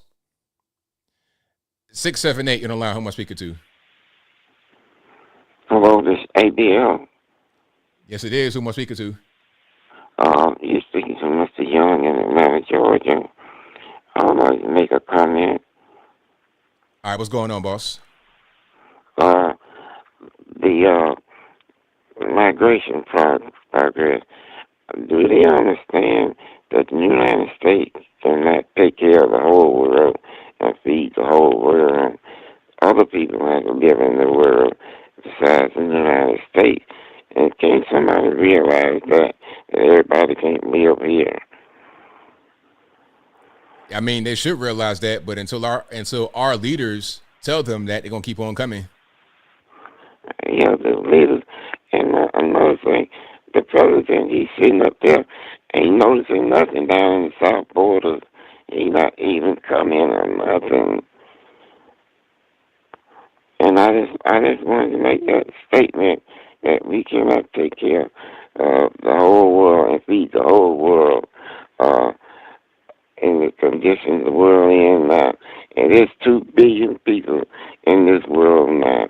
And how the United States won't feed all those people. And I thank you for my comment. Thank you for the call, man. Appreciate you.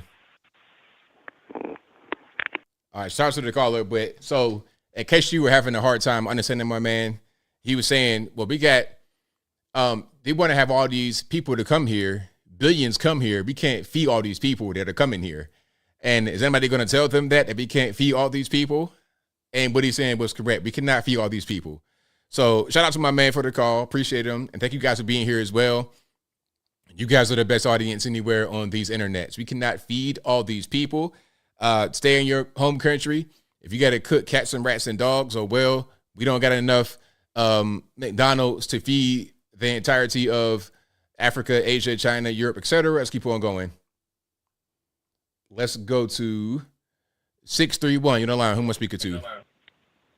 Hi, ABL. This is Ann from Long Island. All righty. What's going on? How are you tonight? It's all good. You have a lot to talk about, but I'm not going to get into all that. The only thing that I really wanted to get into was the Palestinians. Hold on 1 second. You got a stream on in the background. Can you turn it off for me? Oh, yeah, that's you. Okay, hold on, let me turn it off. Okay, that's off. Can you hear me? I heard you. Okay. The one thing that bothers me the most is the Palestinians that are in here. Is there one Palestinian left in Palestine? Because go ahead. There's it looks like 1 million of them in New York and D.C., everywhere else. I mean, I think it's, am I wrong? Maybe I'm too old school, but I think we should have had a vote on this to allow illegal aliens in here. I do not consider them asylum seekers at all. I know you're very intelligent. I don't think you think that either, because I've lived a long time. I know asylum seekers. We would get maybe 1 or 2 a year, and some of them would get sent back. Right on. So they're all asylum seekers, and they're living on Millionaire Row in Manhattan? I mean, I got to say, Long Island is Republican. We don't even vote for the mayor or upstate. All the 5 boroughs are Democrat in New York. So, I mean, that runs the whole world, basically. So this is the beginning of World War III. I hope people know what's wrong with Americans. Why are we not doing something about this? That's my question. Because they work for us. All those politicians, all the way up to the president, work for us. We pay them.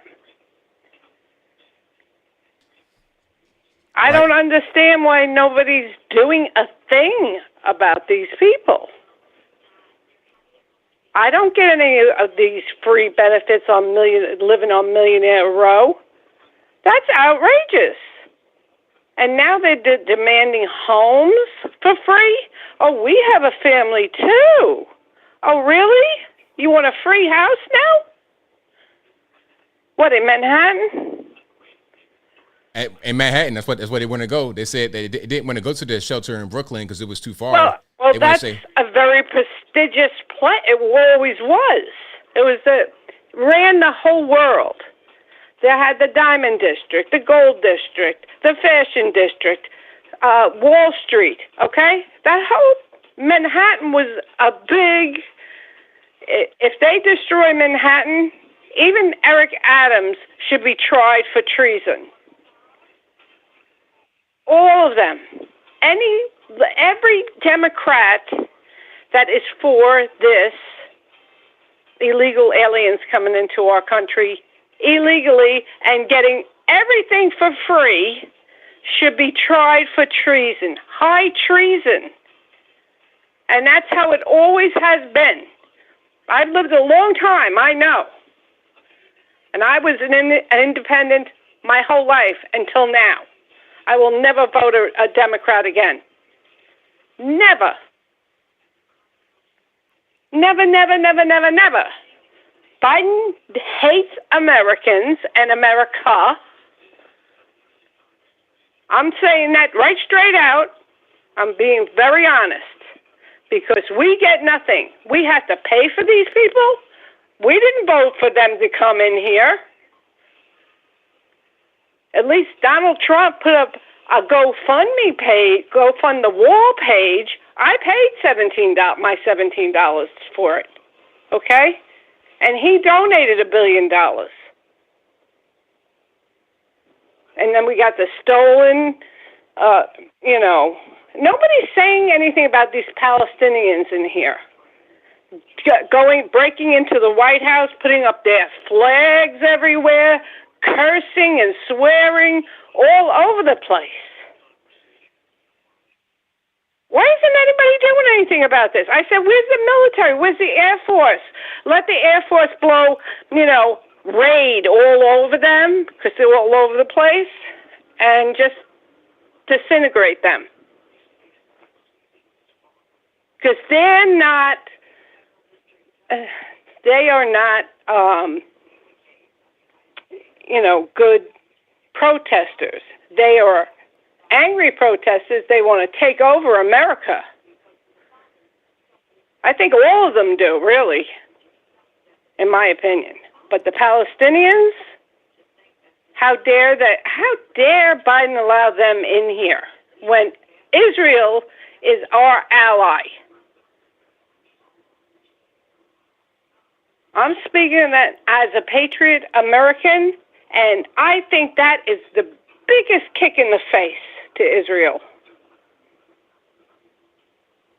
I know you're an intelligent man, but I think, I don't know what your views are on that, but I watched video after video after video on what they're doing in this country. And the other thing I want to ask you was, those girls on the yoga pads on the road or whatever was that for Osama bin Laden or 9/11? Nah, they were trying to show the missing people in Israel. Oh, okay. I'm on this side then. Okay. I didn't know what the heck that was. I got lost there, right there. But it's just, this world is destroyed. We're going into World War III now. I'm with you. I don't mean to cut you, but I got to get to a couple more calls here before I wrap it on up. So thank you for your call. I definitely appreciate you. Okay. I love you, and I watch your show all the time. I love you. Thank you for your call. Appreciate you. Have a great day. All righty. Shout out to her. Shout out to the caller. Great call all the time. And shout out to you guys for being here. You guys are the best audience anywhere on these internets. If you like what you're hearing so far, please give the video a thumbs up. Like the video, share the video, do all that good stuff. That'll help me out tremendously. 773 on the line. Who am I speaking to? ABL is your retired Chicago police officer friend. Thanks for taking my call. ABL, we need to get Trump back in the office because Trump is the only one that has, I don't want to say the balls, but he's the only one that will actually do something in this country. What happened to common sense? Do you know how much money we would have saved if Trump was president instead of Biden? The billions of dollars that went to the Ukraine, the billions of dollars that are going to Israel, the billions of dollars that are going to the illegal alien thing, our borders wide open. that money would have stayed here in our country. Now, we have a lot of money that goes out all the time, but this is the extra money that went to these problems that if they didn't exist, the money would not go there. Follow the money. The people that are now making the money, the military industrial complex and all the things that surround that, the money is now going back into their pockets. You know, this is a very powerful institution that is getting this money and taking it and using it and profiting from it. And Trump, it wouldn't have occurred. And without Trump back in office, you'll see politics as usual. You know, there'll be witty things that are said, but nothing will be done. And that's what I like about Trump. He gets things done. He's a risk taker. He takes the chance of failing. And you need somebody that'll go and do something like that. You know, what happened to common sense in this country?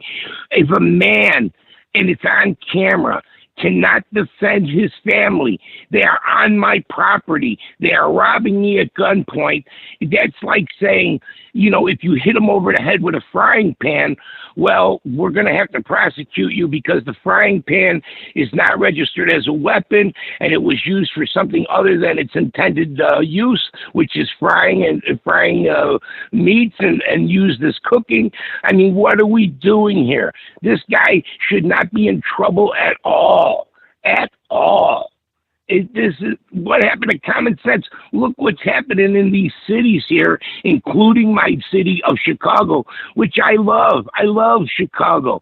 But look at what's happened to cities like mine. It's ridiculous.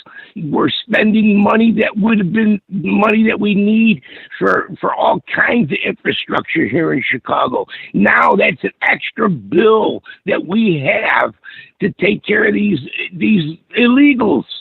And you could say what you want about where they go and all that. It's the fact that the border's open. You said it yourself, ABL. You're mopping up, and you still have the broken pipe with water gushing out. Why are we mopping? Let's fix the pipe. We need common sense. It's not going to come from most politicians. Just don't. Their self-preservation says, this is not good for my career, so I'm going to be careful as I move forward in politics. I have to be careful so that I survive as a politician. And somebody like Trump, he's very rare in that, you know what? I'm still a billionaire without being in politics. So I don't care. I'm going to have some common sense and I'm going to do something. And that's why he's special. And that's why we need somebody like Trump.